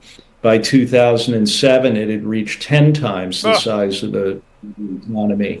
It's now maybe 20 times the size of the global economy. So what they did was to say, use the last crisis to say, it's too risky to have a counterparty. So these all have to be centrally cleared, meaning that you have no counterparty. Your counterparty is the central clearing counterparty. So this is an essential linkage in the taking, because now all of the risk in the derivatives complex is concentrated in these entities, and they have essentially no capital to back them. They're set up to fail. The DTCC itself is discussing the very real prospect of the failure of central clearing counterparties. That's in the news now. I mean, it's all a big thing. I interviewed Addison Wiggins, and we had Bill Bonner on Charles's show, and there was here. Let me pull this up. There was a book. It was called Empire of Debt. Empire of Debt, that talk about these derivatives that you're talking about and how enormous it was. And they're talking like something 80, 90 trillion dollars. They wish it was only that much. And it was an enormous. So what's Buffett come out and say? Weapons of mass destruction, is, derivatives and all this. When we discussed this, it was so obvious to so many people that it was so complicated that the unwinding of it was going to be nearly impossible. And it was going to be a great taking. This whole thing is going to be this big giant, and it's gone. So are we near that now? Is it happening? Are they pulling the trigger? I would, shock you by saying it is not inevitable. It is only because they are making this happen. If humanity decided we don't want this to happen, it could absolutely be wound down. Yeah, go get yourself a red farmhouse in Sweden or in Kansas or in the mountains of or something. This is occupy the land. This is my point. I'm saying the only solution to this is extricate yourself from the system. You don't got to, be above the grid. I think you can do that, but my point is you cannot hide from this because it will be global. You cannot hide from it.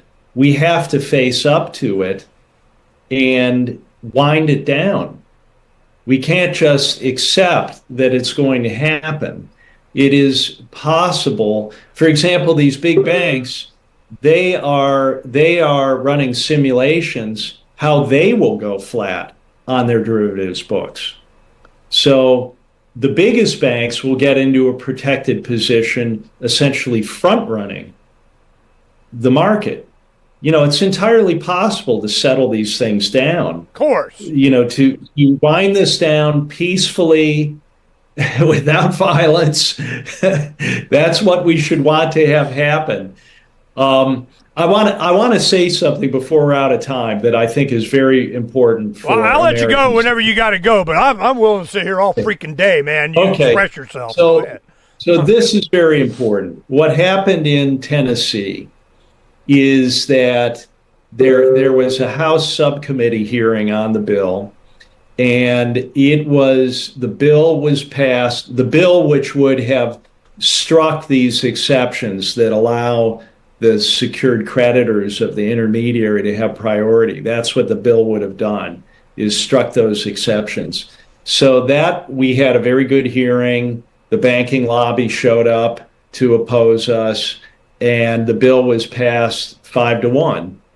And then Tennessee, there was such enthusiasm that they accelerated the Senate hearing to the next day.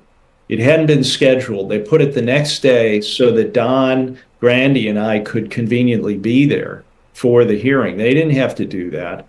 And then in the Senate hearing, it was passed unanimously, immediately, without hearing. And the Senate Republican majority leader voted for it. The Democrat minority leader in the Senate voted for it. And the day before in the House subcommittee, the chairman of the Black Caucus in the state, Democrat, voted for it. So Betty Grandy leaned forward to me and she said, this now has national implications because unlike just about anything else, it is clearly a people issue. And we then saw, there was going to be one last hearing. It would have gone to the full floor of the Senate. There was a final full House hearing the following week. Don and I stayed through to be there for that. But in the interim, we were meeting with the representatives on that committee individually. And they were all I think the people there in the legislature, they're wonderful people. They're real people. It's not like the federal level. They're at the state level. These people have real jobs. They have to work a job outside of being a legislator. They have no staff. They were kind, receptive people. But on the second day, just prior to this hearing, something had changed. The lobbyist came and said hello. Yeah. we could see that people were frightened at that point. And what had happened was the bank lobbyists had gone to the treasurer and threatened that if the bill was passed, financial services would be withdrawn from the state. And then the following day, in testimony, the bank lobbyists explicitly said that if you do this, no financial service firm will do business in the state and will not do business with any other firm doing business in the state. And went on to say this would be bad for Depository Trust Corp. Yeah. So why would we do it? So this is recorded. This is on the record. And so I'm explaining this because it makes it very real for people. It also makes it very clear what the battle lines are here. It's the population, it's the public against the banking interests. It's day money. And that is the value of this is we are subject to myriad threats against us now. And whether it's your food or chemtrails or nanoparticles or psyops of some kind, it's the four horsemen. Okay, this is one thing I want to make sure the audience kind of perspective. The four horsemen of the apocalypse, what are they? First it's war. Now, there's going to be a mushroom cloud that they got to make one. They're doing everything they can to get Putin, China, North Korea, something. I mean, it's like they want a war. They need a war, okay? So we have war, which causes what? Famine. This is going to be a food thing. I guarantee whether you can get a war, it's going to be a war on calories in your belly. I can tell you that. It's going to be a food thing. So you got war, famine, then what comes with malnourished people? Pestilence. That's another horseman, and then death. War, famine, pestilence, death, the four horsemen of the apocalypse. Here we go, okay? So it's inevitable that this battle, good, evil, it's ours, we're taking it, we're stealing it, the purpose of government to protect property rights, not doing it. This is the battle between good, bad. Very simple. This is it. This is how it manifests itself. So the Great Taking, by David Webb that comes out with this, gave us some meat that we sit there right there and get our teeth into it and find out what's up. Well, it's here. It's not going to happen. It's already happened. This is the point that a lot of activists over the years were like, look, this is it. They're actually doing. They've done. You conspiracy tinfoil hat wearing. You don't know what the heck's going on. And we got 50-something intelligence guys saying it was too Russian disinformation. They do this stuff constantly.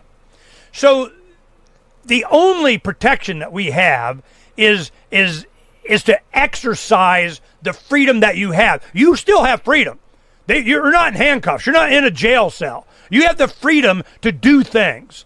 Now, you may not be at liberty to do it, and they want to make it illegal for you to do it. You're not doing it right, or you got to get a permission slip from the Crown or some crap like that. But that is a societal thing. When people exercise their freedom, you create a state of liberty.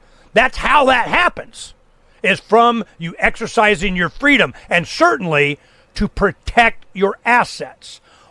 Before you go, David, I want you to, what is the best way for people to protect that? Is just get out? Screw this, I'm buying gold, I'm getting land, what's the deal?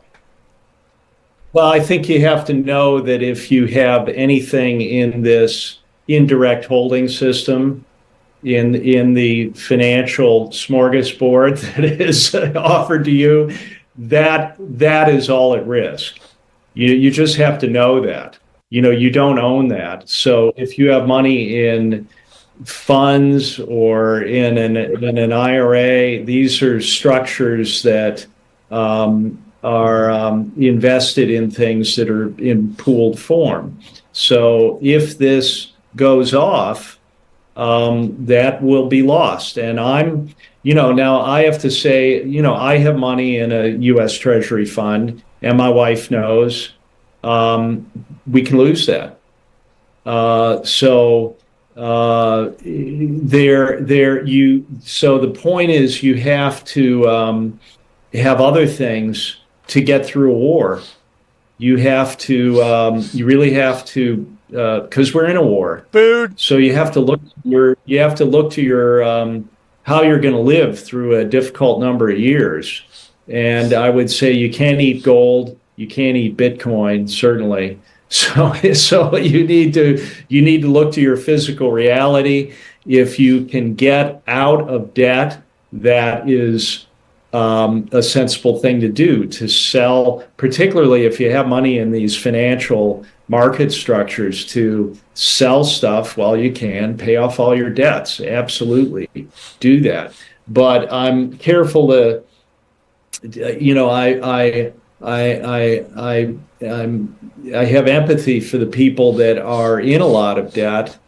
And I think it's important that you don't despair, that you can get, the most important thing is that you don't despair through this period of time. So if you, the most important thing is you don't do something because you think you have to, that damages your marriage, that destroys the happiness of your children. So if you have a big mortgage and you can't get out of it without massively injuring your family, you have to know all your neighbors are in the same situation. So we'll get through it somehow. But if it fits with making a change in your life, there are people that have sold their homes, gotten rid of the mortgage, and they move out to a rural area. They try to live debt-free at that point. If you can do something like that actually relieves your stress and helps with the happiness of your family, certainly, by all means. Yeah, God, just the stress. This is a couple things I wanted to mention here. The ability to be your own custodian of your precious metals and so on. Why did they make it to where I can't take my retirement? I want to roll it over into silver. Absolutely, you can get an ETF of kind of almost pretend it was silver, or turn silver into paper, and you can move that over. No. I want the actual metal. Well, you can't be custodian of. You can't actually hold it. You can't actually touch it. That'd be too freedom oriented or something. Why? Where did that come from? That they have to where you take your retirement. You wanted to put it into something more secure, precious metals or whatever the heck you want to do. Nope, you're not allowed to do that. What was the reasoning behind that? Well, I think these are structures that gate people, keep them in the system. And the other thing I would say to people is, don't make these things an all or nothing decision, a monolithic decision. You put everything you have down on a piece of paper and look at it and think, do I have too much in one thing?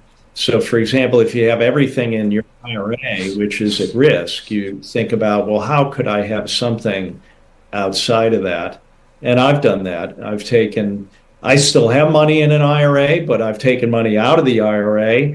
Now I'm old, so I can do that, but I've staged it out. So you take some out before the end of the year, and then in the new year you take some more out. You spread the tax impact in a couple of years. Well, yeah, okay. So there isn't tax impact. Have you willingly taken a tax hit to be able to get control of your money?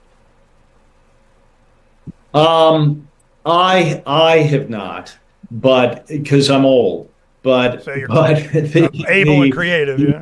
Well, and I've been able to offset it otherwise. But there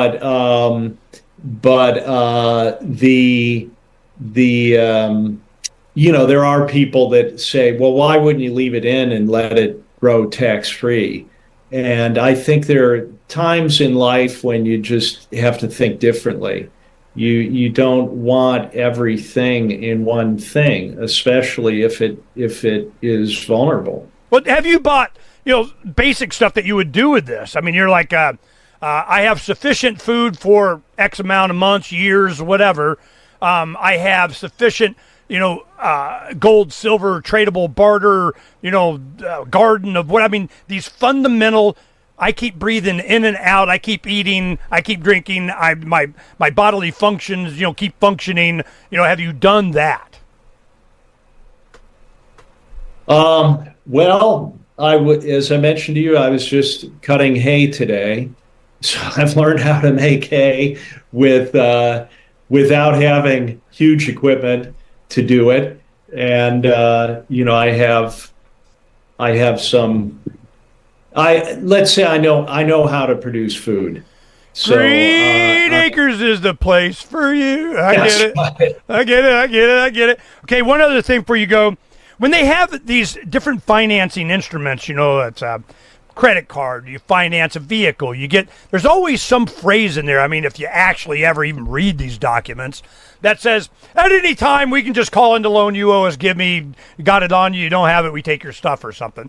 Where did that come from? Why was that in there? What's the ability? All that's just standard. Standard. This is how they get away with this crap. They put in it that one of the conditions is they can just go, we need full payment on all your credit cards or your house or whatever now. Is that standard? Is there some reasoning for that? Talk about that a second. Well, I can't because I don't know anything about that.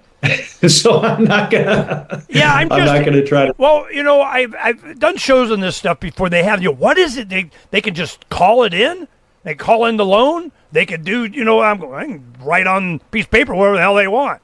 And whenever it's their benefit, when the Big Short happened, it's 08, 09, and so on, people were willing to give up their home because it had dropped the value hundreds of thousands of dollars. They were using it as a piggy bank to equity of buying their big screen TV. But when the value of that went down and the economy went, they didn't have a job, they could take it, be done. I don't need this debt burden anyway. So that's kind of how they do it. They just get the masses of people. Hey, I'm just glad I'm out of the whatever bankruptcy or something. Is this going to be different than that? Yes. I mean, the taking through debt is ancient, probably thousands of years. Taking through indebtedness. And so, I go into that in the discussion of what happened in the Great Depression. It was very effective. So that alone is very effective.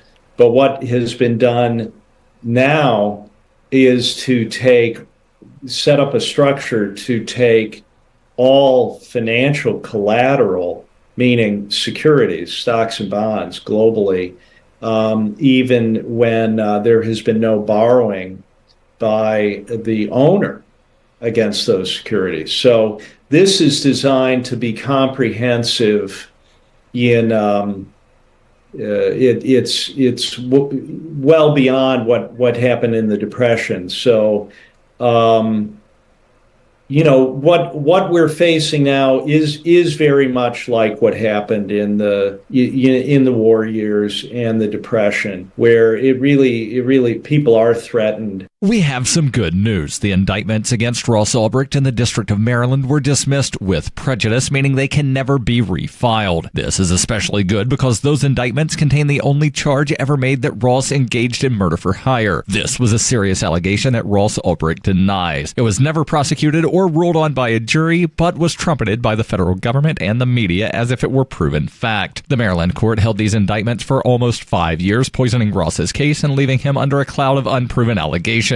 As explained in Ross's appeal to the Supreme Court, the fact that the judge used these allegations to give Ross a draconian sentence of double life without parole violated his Sixth Amendment right to a jury trial. Judges are required to issue sentences based on convictions decided by a jury, not unproven allegations never even charged at trial. Although this is a positive development, the dropped indictment will not set Ross free. Now, a presidential pardon is Ross's only hope of freedom. Sign the petition at freeross.org. freeross.org.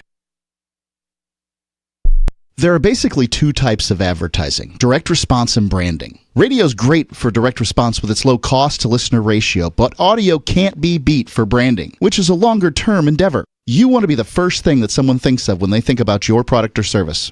If you have a local business that you want kept top of mind in your community, call the station. If you need national reach, Free Talk Live's got around 200 radio stations, millions of monthly listening sessions, can suit all budgets, and if we don't think we're right for you, we'll tell you. Email me, mark@freetalklive.com.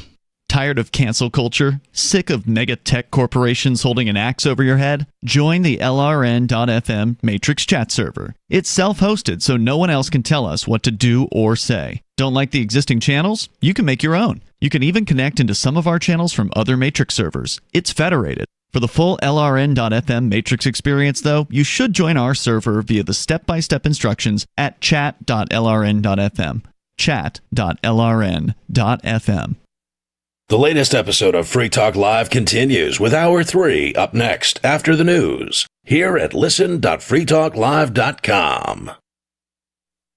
From Feature Story News in London, I'm Nina Maria Potts with the latest world news. Britain's Labour Party has wiped out the Conservatives, who've ruled the UK for 14 years. The landslide victory hands the Conservatives their worst result in history.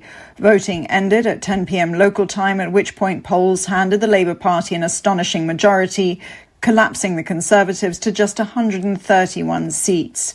Britain's faltering economy and struggling public services put the public on a collision course with the Conservatives. Friday morning sees the Labour Party leader, Sir Keir Starmer, anointed by King Charles, and then he'll be turning his attention to immediate domestic and foreign policy issues such as the conflicts in Ukraine and the Middle East. US President Joe Biden says he screwed up in last week's presidential debate in an interview in Milwaukee.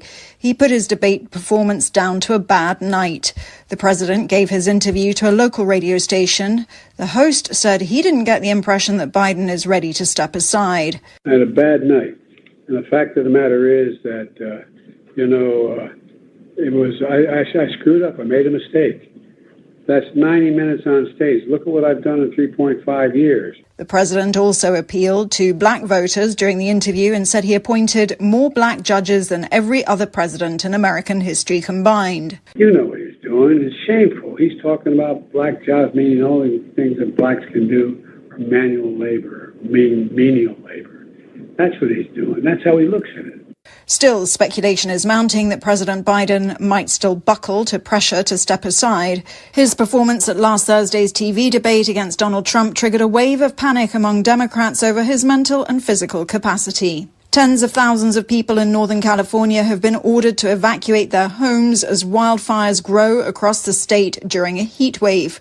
Some 28,000 people were under evacuation warnings or orders on Thursday, though some containment is being made in the battle against Thompson Fire in Northern California. We did hear a couple of the neighbors lost their house, and it just overwhelmingly blessed that we were safe and that they did such an amazing job last night. It's incredible. California Governor Gavin Newsom declared a state of emergency on Wednesday. The latest polls ahead of France's general election's second round, Ross Cullen reports. With just 3 days left before the French go back to the polls for the final round of voting, the most likely post-election scenario is a hung parliament, according to the latest surveys. This would mean the National Assembly is in the same situation as today. No one party with a majority, though there are now discussions and calculations going on over a possible German-style grand coalition of different parties, which the government says may be necessary to keep the far right from power. For their part, the National Rally say they're confident of winning an outright majority.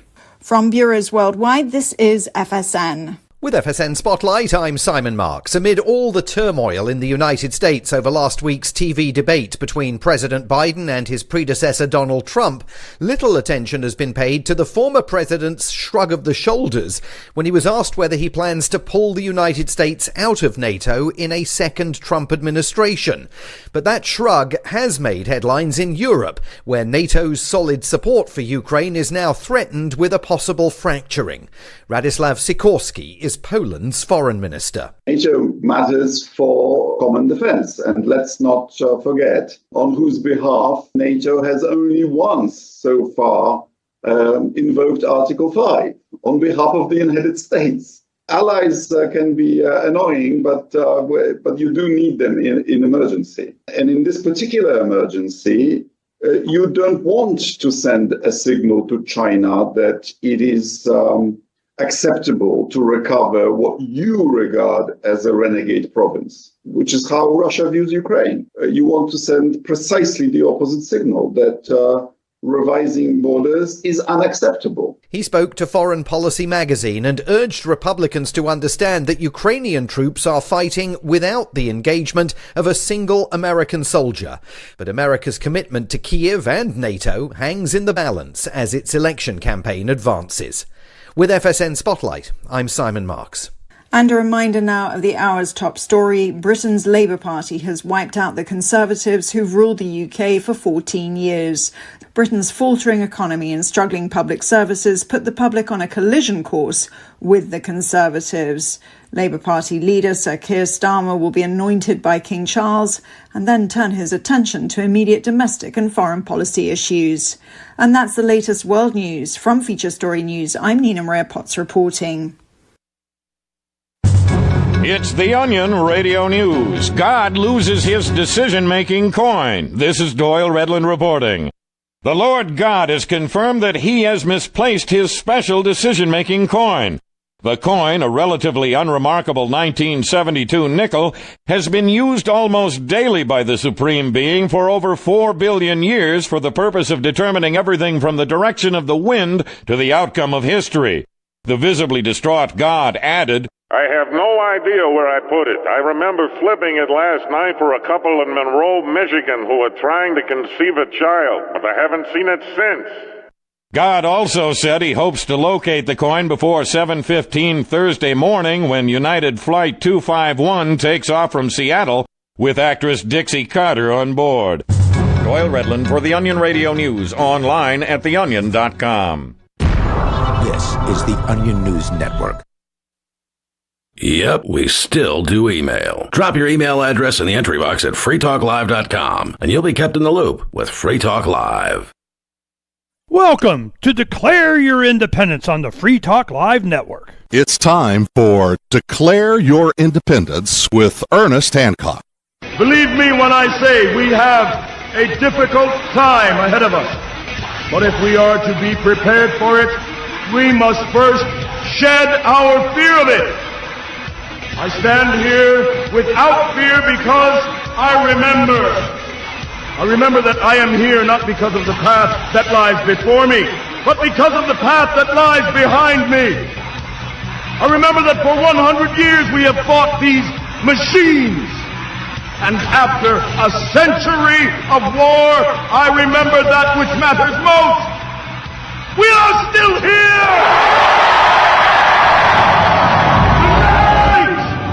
Let us make them remember we are not afraid!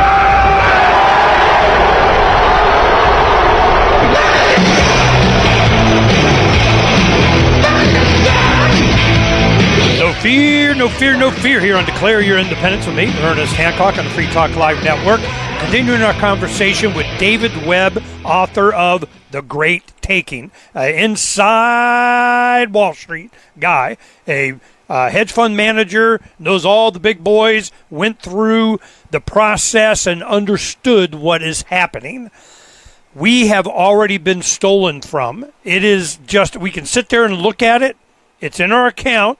It says we have it. But when the dominoes start falling, it's not yours so much. Pay attention. David Webb, you need to know this.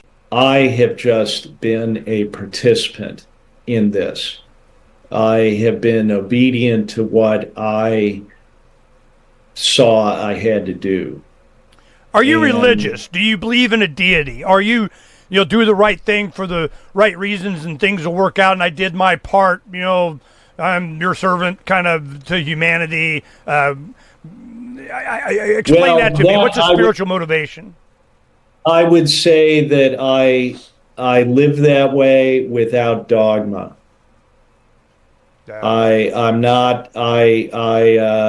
I think we've seen that all the religions have been infiltrated and have been highly disappointing gone through for some time now. So, but I think one can know things the good old-fashioned way, the way people have known them for thousands of years. Bad is bad. Thank you for doing this. Thank you for coming back and kind of updating us a little bit. Is there something on the horizon that we need to know about? You know, some imminent here it comes. I see it every day. I mean, it's amazing. You go to freedomsphoenix.com, and I'm just like, it's daily. You know, it's just, here it goes. This bank is going. This country's, selling off. This war is going to happen. This pestilence is on the neck. The WHO treaty, all this stuff. Everything is set up for the triggering of this, and then they almost got away with it without anybody understanding how the mechanism by which they were going to do it. Well, it's not just America, it's worldwide. And this is, how worldwide is it? Does it incorporate the BRICS? Is it, Asia, Russia, is South America involved? Is there anybody spared this? I mean, you went to Sweden because Sweden wasn't in it yet, and then you failed miserably. They did it anyway.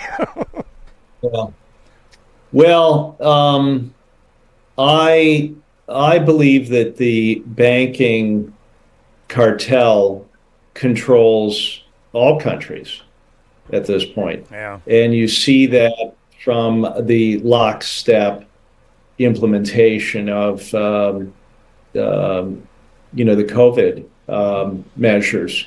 And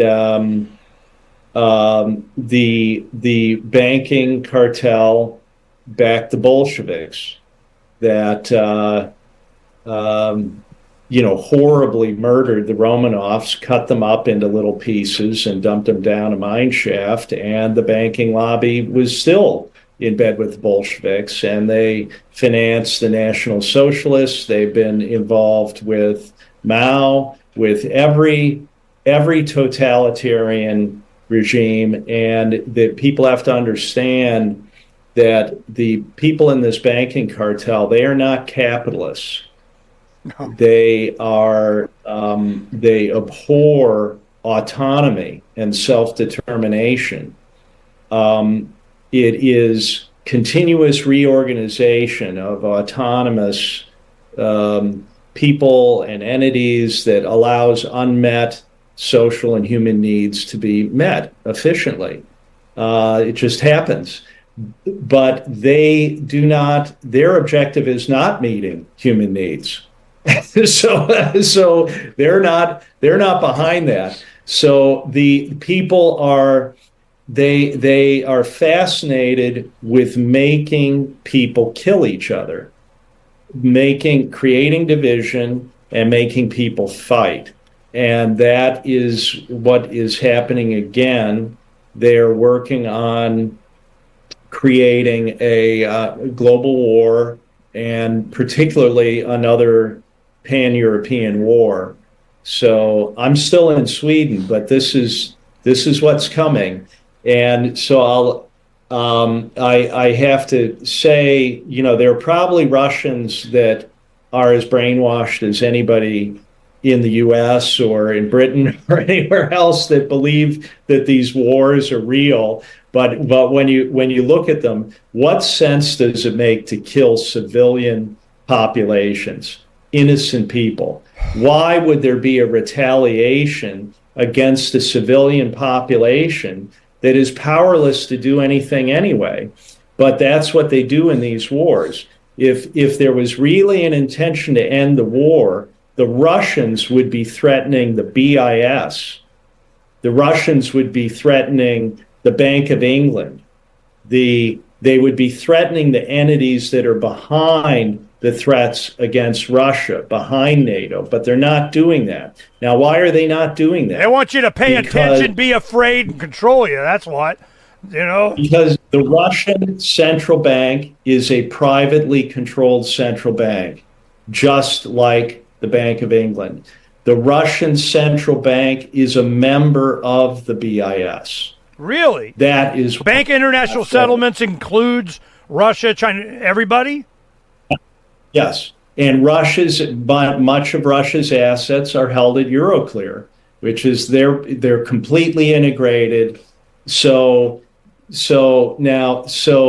that does not mean that they will not kill a lot of people, because it's just like feudalism, where the lords at the top are never harmed. It is the civilian populations that are destroyed. So this war is not going to be between individuals or even ideologies. It's over who gets the goodies.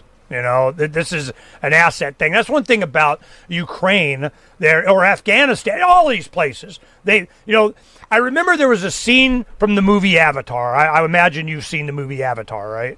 You know, there was a scene in there to where the lead character and the wheelchair guy, he goes, see all this unobtainium that's underneath home tree and everything, and he goes, yep, see, that's how it's done. People got what you want, you go in, you take it. This is how it's done. You know, where's all the goodies? Well, those goodies are ours now. You know, Ukraine's been very productive in producing food. You know, it's kind of right in the middle between Europe and Asia. You got, there's all kinds of stuff. And same thing with Afghanistan. You know, it's on the road to somewhere. This has been interesting to see the BRICS play out, or India, now the most populous country on the planet, to where they're abandoning the dollar. I remember when they did $200 million in gold to Iraq, I think, to get, or Iran to buy oil with gold a couple decades ago, and everybody freaked out.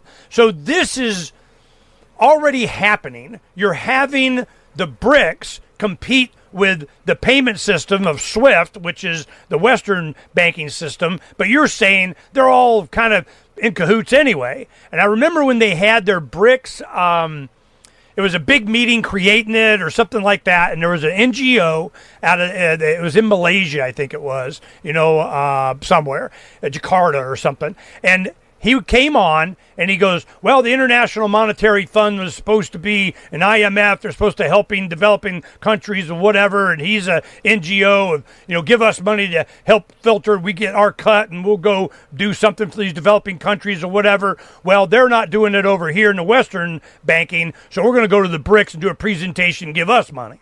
So that was the whole argument, is that are the BRICS going to be better at developing countries and join us, and we'll be nicer and we'll give you better terms on the loan, and we won't put your citizens in so much debt. How did our oil get underneath your jungle, kind of thing? And so I started to realize that the BRICS were really negotiating for their seat at the big mahogany table of we rule the planet.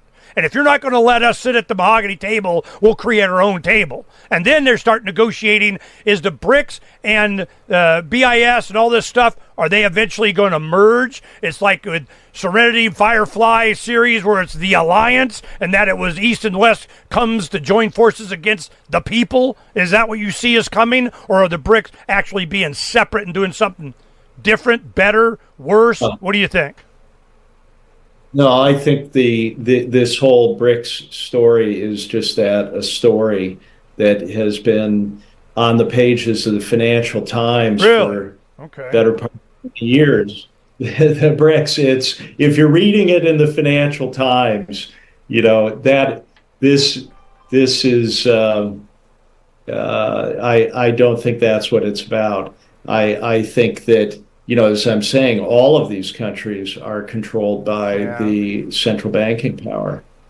There is no real autonomy. Is there a controlling entity of these the central banks? Is it Klaus Schwab's puppet master? I mean, if you know who they are, then it ain't them. The BIS, explains that it is the central bank of the central banks. So the Bank for International Settlements in Basel, Switzerland, is kind of the epicenter that formulates policy for all the central banks. So the BRICS is just a pretend story that they're outside of that. Yeah. I think the story about, will the dollar fall? What's going to happen to the dollar? This is just, a distraction. Well, you have Saudi Arabia starting to kind of abandon the petrodollar. we're not using dollars anymore, so they're going to start flooding in. That you think inflation's bad now, just wait. So this is that by design? Is that part of something else? Saudi Arabia is not an independent actor. Saudi Arabia, that is really about a essentially CBDC, central bank digital currency.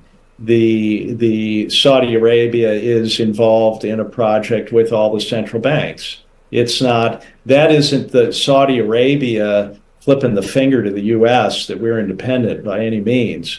It is so it's a mistake to interpret that this is about about the dollar. It's now I just think there are much bigger things happening here than what's going to happen to the dollar or I think it's plain to see that, for example, people get confused and they think that Saudi Arabia or any of these countries are independent actors. They're not. Well, I wouldn't think that they were. There's all kinds of influences, but my point is that, it tells us something. It tells us that the petrodollar, that structure is being the fear of losing it, the fear of having it, the fear of the value of the dollar being able to give us the lifestyle that we have is under threat of the fear. Is it just a fear thing? Is it an actual trigger pull thing? Is it the other thing, in addition to the great taking, I think of this as the great dissolving.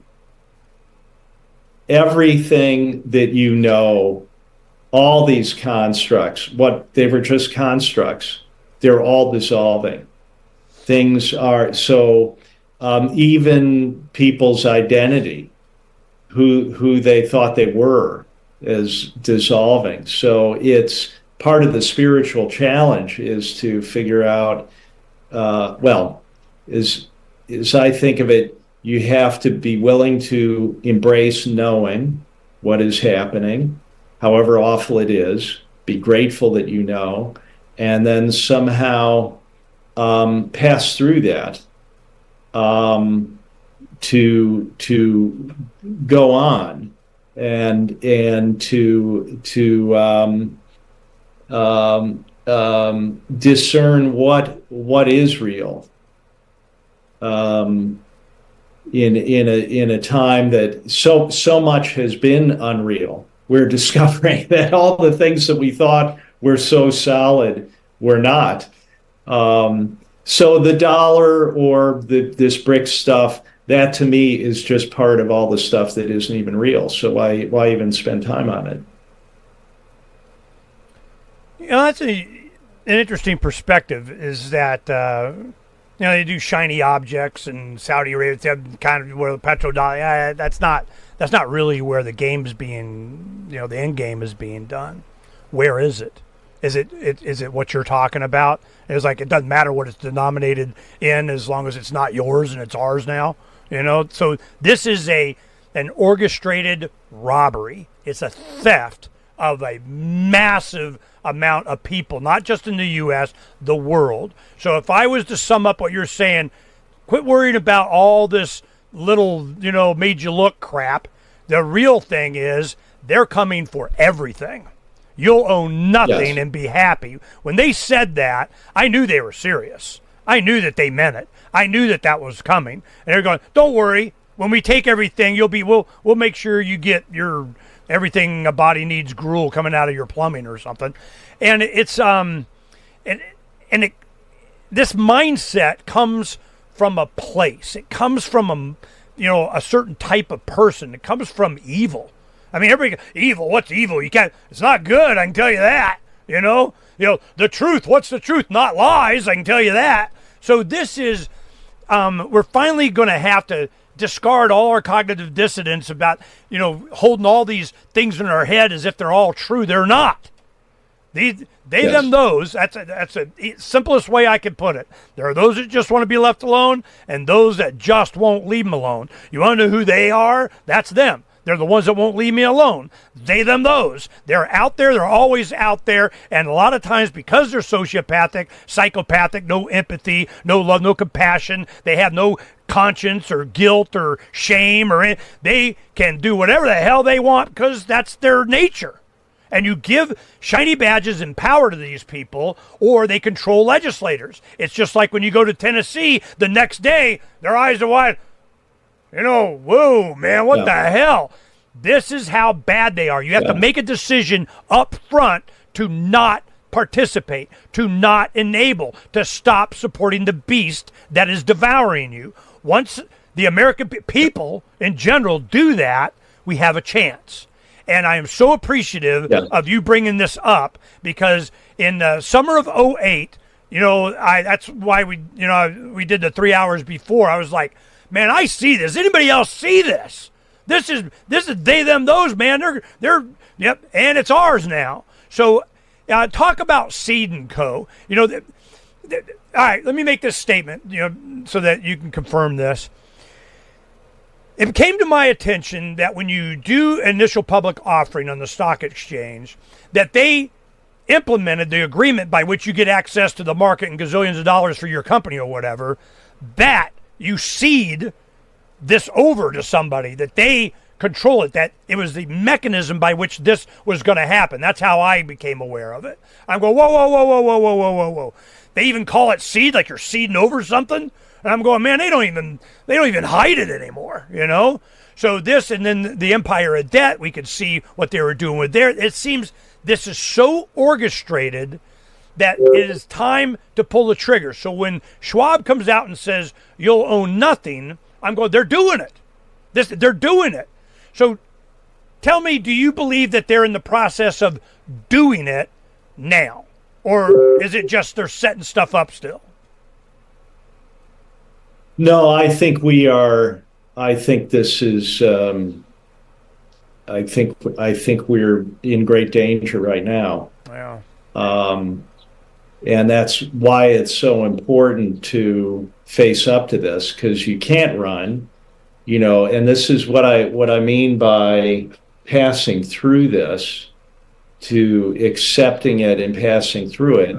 It requires some courage to face up to this. There's no alternative.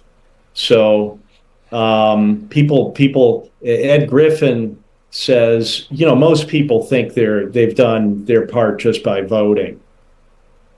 We have to wake up and understand. You're still voting? Does not do a damn thing. So you have to get out of your armchair. You have to actually do things like your life depends on it, because it does. What was your experience? You spoke at Red Pill, didn't you? Yes. Yeah. Tell me about your experience there. Well, I am very grateful for the experience. And a friend of mine from Sweden also showed up, who had worked at a very high level in Sweden, and he was very impressed with what happened there and very grateful to be there. There was something about it. Again, a kind of what word am I looking for? Providence in what happened there. So we were able to bring some real focus to taking action. And, this is really, in many ways, the culmination of all of Ed Griffin's work all these years, is focused on what is happening now. And when I was speaking, I felt like my father was there. And I haven't had that happen before. And that, I think it's because I knew about this from my father, there is a long arc of history here over more than a century. And it's coming to some kind of a culmination at this point. So with Ed Griffin, what we're doing is focusing people on actions. That's what we need. And I think we really did that.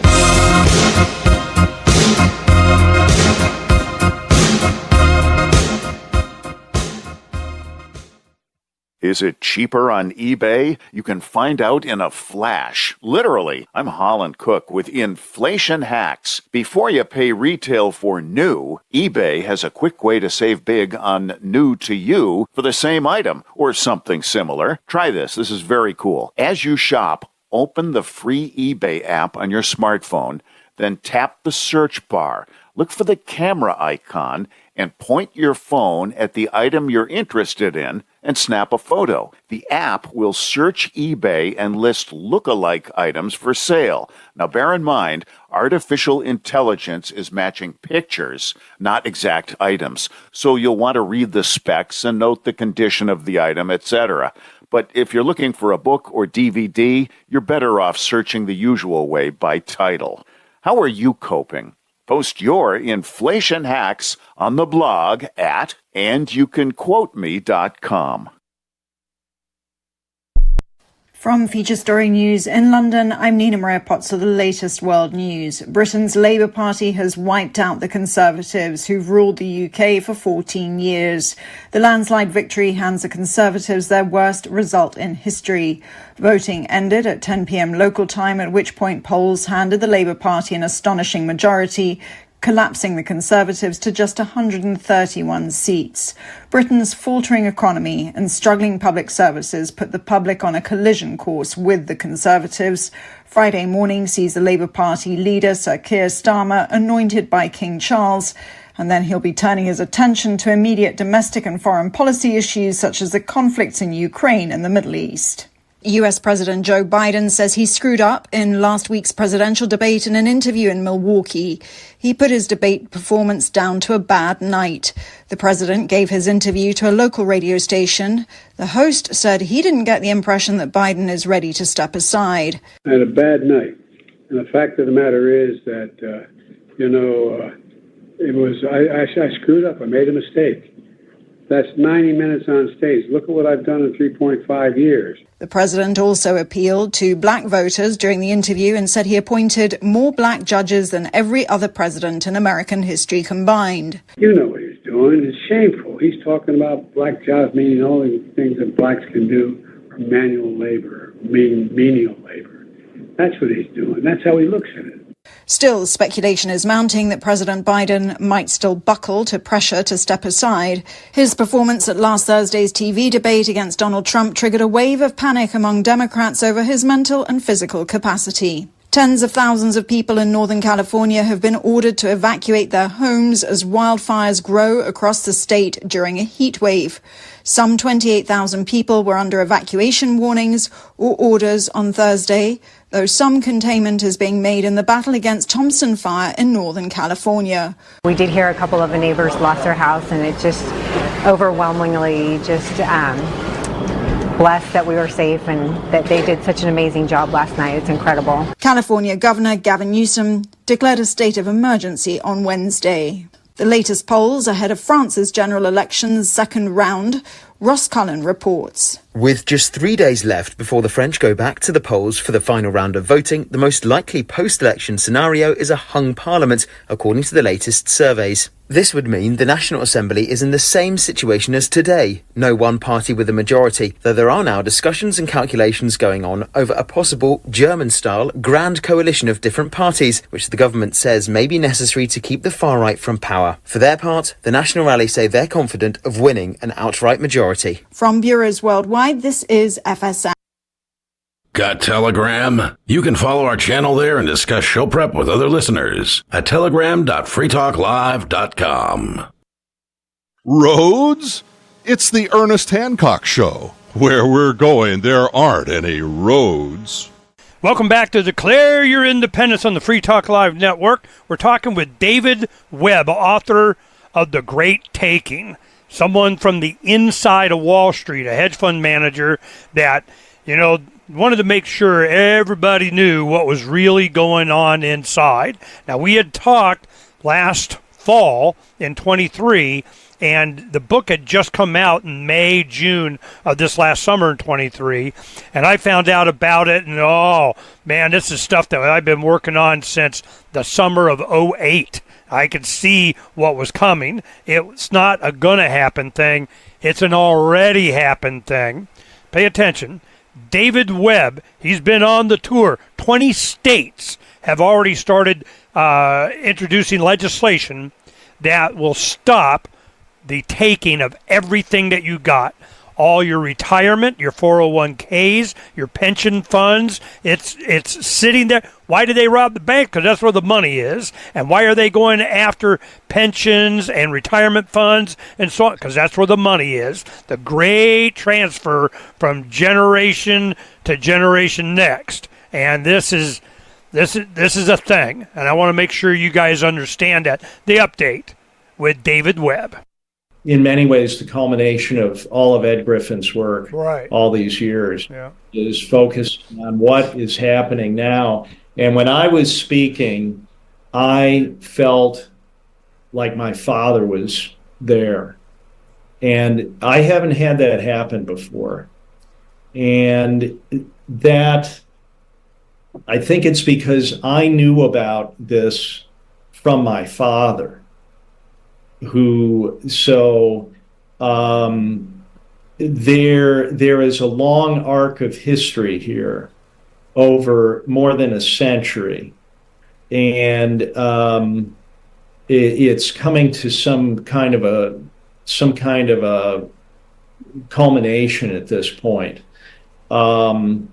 So with Ed Griffin, what we're doing is focusing people on actions. That's what we need, and I think we really did that. So Don and Betty Grandy came, and we were able to sign up over 20 people to contact their representatives in their states, and it's not hard to do.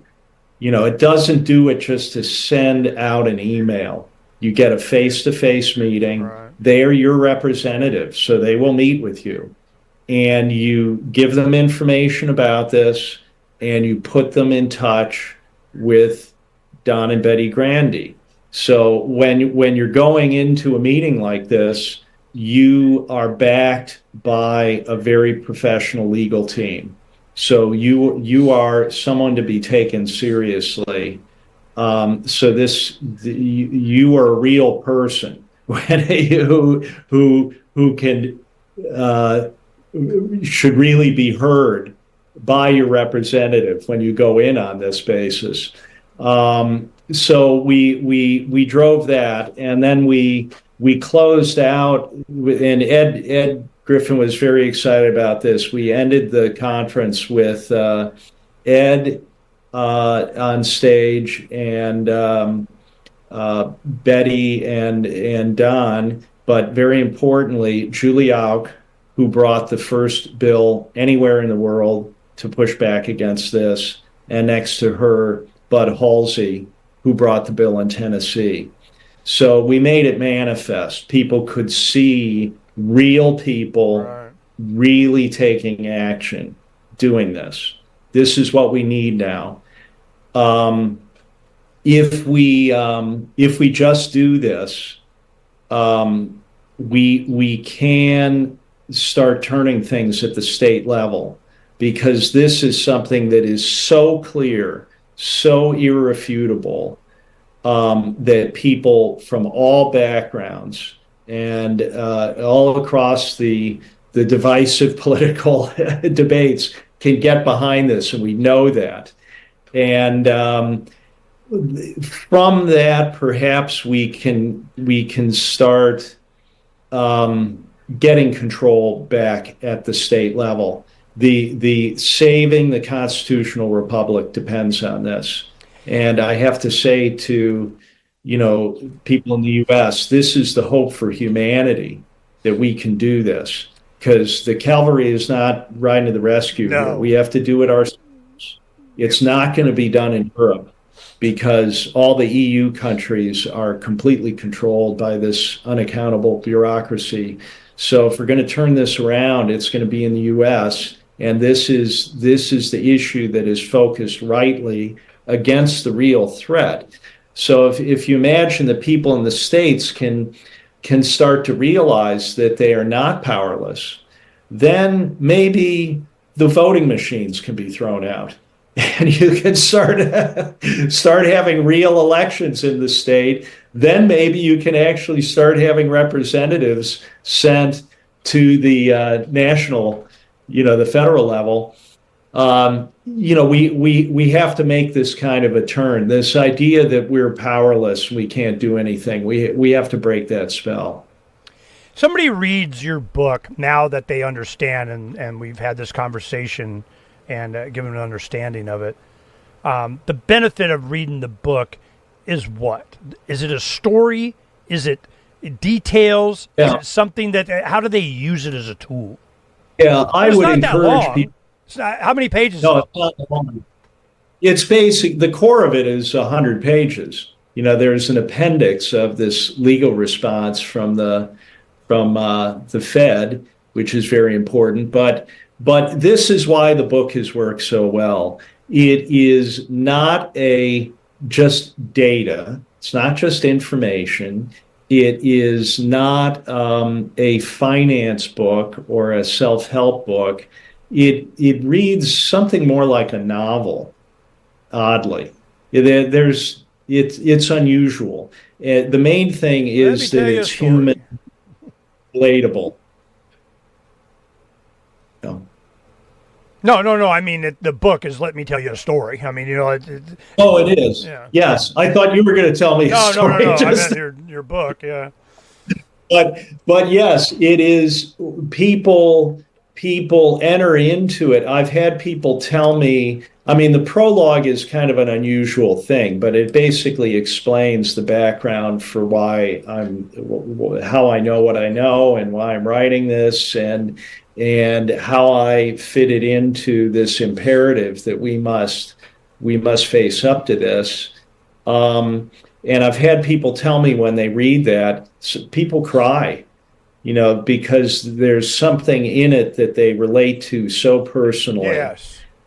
That it's happened to them in this country. One of the things, I would make sure I should have done this in the intro, is that you're a hedge fund manager. You're in the middle of all of this. I mean, this is what you did for a living. And, to the point that, you knew guys like, I don't know, Buffett, Soros, these kind of, you go and you say, hey, this is going to go. He found out, So do you think these guys they know this and are benefiting from it? Or are you going, wow, David, thanks for sharing? I mean, how insulated from this knowledge do you think some of the big investors are? Well, I would say virtually all have been ignorant of this. They really have not understood it.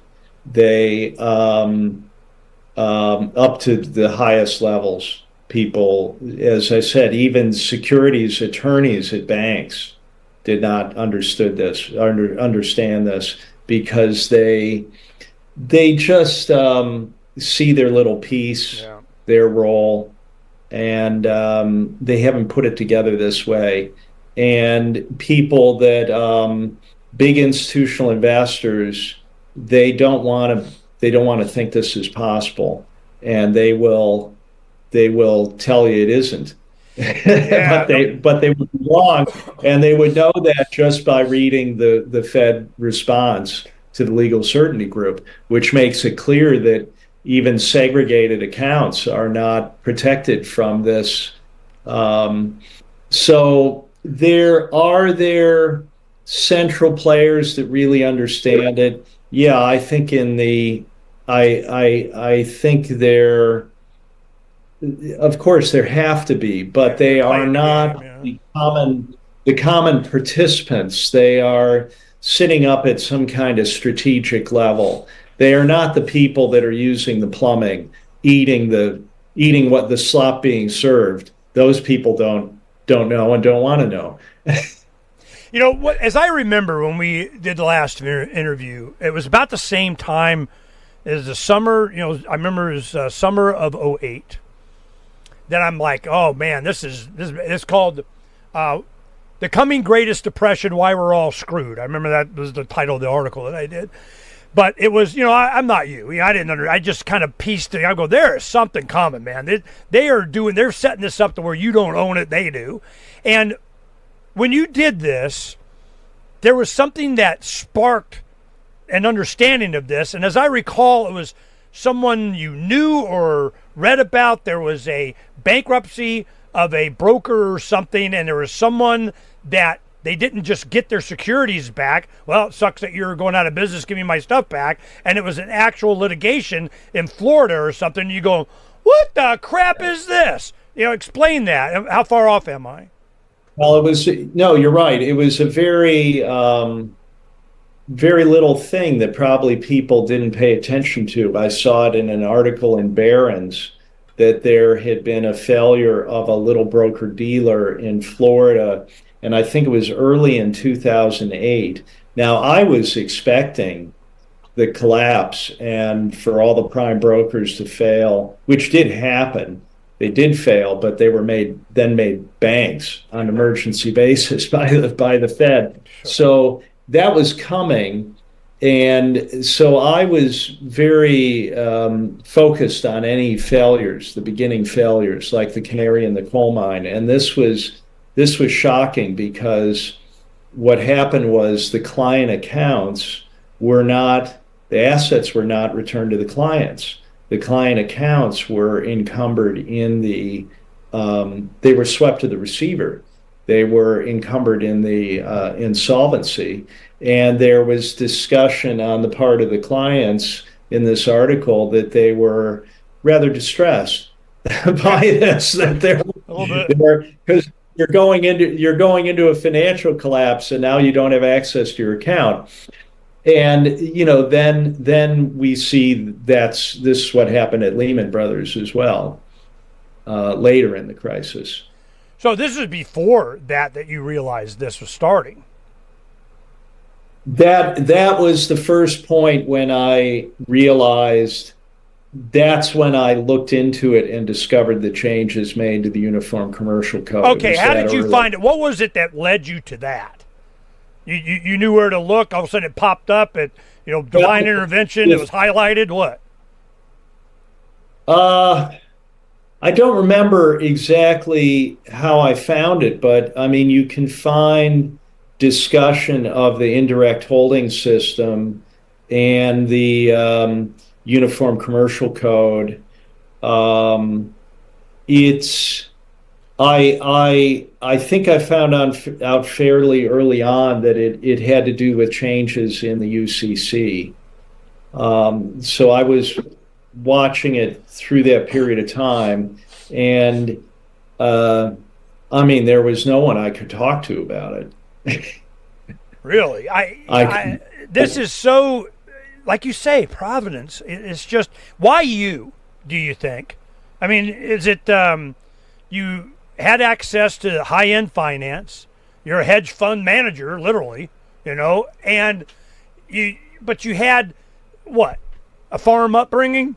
You're an Iowa farm boy, with some ethics and principles or something? I mean, what was it that, made it to where you go, well, this is wrong. What are you going to do? Tell me it's not fair? I mean, I've heard this from people before in politics. What are you going to do? You think it's not fair? I mean, it's fair. We freaking did it, and you let us rule you, so you deserve to be ruled by us because you let us. That kind of attitude. Did you realize you were up against evil? Bad people doing bad stuff with power? I mean, what was it that made you different? Oh, yeah. You didn't go along. Well, as I think I describe in the prologue, I would have been a physician. That would have been my inclination, but because of seeing what happened to my family of engineers through the late 60s and the 70s, I went into business because I wanted to understand what was hurting us. So And, as people probably now understand, the more you look at that, the more there is to see as you go into it. So through my whole career, I never cared about making money. That's not my motivation. There are anti-racketeering laws, and the banking lobby is already committing a crime in threatening a state with withdrawal of financial services. So this can be reversed in a state. That state would then become a haven for asset protection, would not be bad for the state. And it could have the effect of rolling across the country, given that they're already in touch with 23 representatives in 23 states. This could go to half the country next year. Right. It could actually happen. It's one reason why Phoenix is in such a boom is everybody's leaving California. Their companies, big companies, their offices, warehousing, distribution centers. It is amazing the explosion of building in Arizona just with a little bit more freedom. And you start providing people with this kind of security of their assets and everything in any state, boom, and they be leaving. Just to know that their state has made the turn so that their state is actually fighting for them. I mean, it's a huge, think of the energy that can be released by that. Yep. David Webb, thank you very much for coming on. This is, I know you've been really busy. I held off. I've been wanting to talk to you again for a while, but you were doing you, and I wanted to wait till it got done. You've done Red Pill. You testified before state legislators. People are starting to do legislation. We even had, audience members and other people doing different stuff, working with you, helping. I really appreciate you spending time with them because they're activists. These are people that they understand, and you made it, you just validated so much, and so many people have been trying to explain to our audience and to me, and, and I get an inkling, and yay, this is how it happens. This is how history is changed. This is how the people rise up, and they're doing it. Thank you very much for being such an inspiration, David, and anytime that you're ready to share some new info, whatever, be a calling me, and we'll probably be in contact with you again. This was awesome, and we so appreciate you. Ernest, I want to thank you for your work, and it meant a lot to me doing that interview with you very early on. You were one of the first people to really pay attention to this, and that's why I wanted to do this with you now. I'll tell you, I'm not doing many interviews right now, but I wanted to do this one. I'm doing things like cutting hay. I have my real physical reality to I'm dealing with it now that I'm neglecting. You and I are the same mind in a lot of ways, and I'm really diverting a lot of my attention towards being an inspiration to do exactly what you did. And that's why when you see in the graphics that we had up here, you'll see this little red, let me get to it. There's a little red farmhouse that's very similar to the one that one. There it is. You're going, yep, that's what they all look like. That's what it looks like, absolutely. So we have some fence.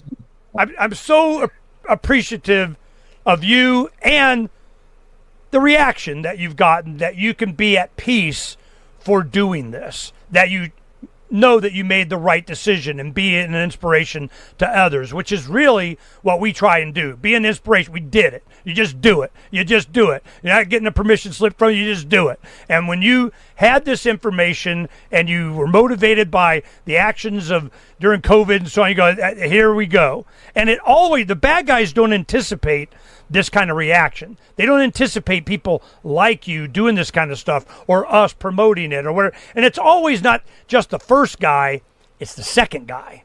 It's the third guy that promotes, what the first guy did. Well, there's always a tip of the spear first guy. You're that, and there's a whole bunch of second million of us out here promoting you. thank you very much for coming on. I do appreciate you taking the time to talk to us in the audience. Let me say one more thing. Please. Responding to what you're saying. People feel that there isn't hope, and that, the people we're up against hold all the cards and they're so powerful. What they've had is unlimited money for a long time. Yeah. But when you look at the people they have, they're not good people. They're not smart people. They're not capable people. They keep trotting out the same old tired people. That would tell you that they don't have much bench strength. Now why is that? Because all they can do is pay or threaten people. So they do not get good people. And that's why humanity will prevail here. I am in total agreement. They just can't keep going on, because good people eventually rise up. They rise up. They always do. And if they haven't, humanity would be extinct by now. There's always the sociopaths. There's always the bad guys. There's always those that want to be parasites on the productivity of other people. There's always that. And a lot of people are very tolerant of it. It's for the planet, for the children, for environment, for whatever the hell reason, justify them stealing from you. But sooner or later, we have to be shaken awake for what's really happening, and then we can make informed decisions. The great taking, David Webb. Yep. Thank you very much. This was awesome, man. Thank you, Ernest. Yeah, I appreciate you more than you know. Peace. Thank you, Ernest. Bye.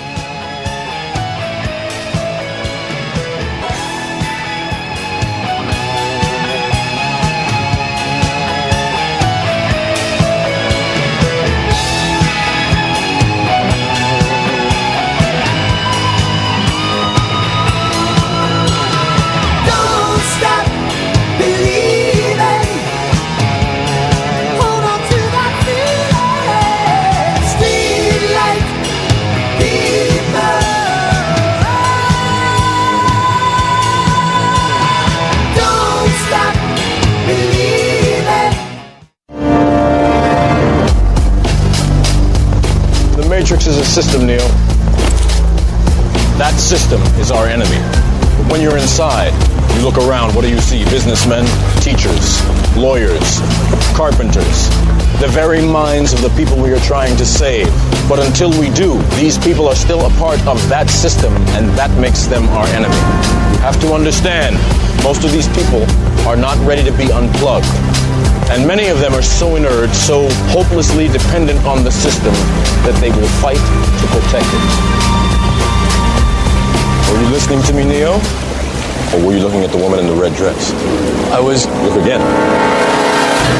Freeze it. What are they? Sentient programs. Anyone we haven't unplugged is potentially an agent. Inside the Matrix, they are everyone, and they are no one. They are guarding all the doors, they are holding all the keys, which means that sooner or later, someone is going to have to fight them. Someone. I won't lie to you, Neo. Every single man or woman who has stood their ground, everyone who has fought an agent has died. But where they have failed, you will succeed. Why? Their strength and their speed are still based in a world that is built on rules. Because of that, they will never be as strong or as fast as you can be. What are you trying to tell me? That I can dodge bullets? No, Neo. I'm trying to tell you that when you're ready, you won't have to. Some of you have wanted to support Free Talk Live's mission on a monthly basis, but don't want to support Patreon. Now we have an alternative that also helps our premier streaming platform, Odyssey. Visit video.freetalklive.com and click join at the top of the channel. You can subscribe for $5 per month, and unlike other subscription services, Odyssey adds their processing fee on top, so it'll cost a little over $5 per month, but Free Talk Live will receive the entire amount you pledged. Higher donation tiers are available if you're feeling so inspired. You'll get a special membership badge that's visible in the Odyssey chat room, and if we get enough supporters, we may enable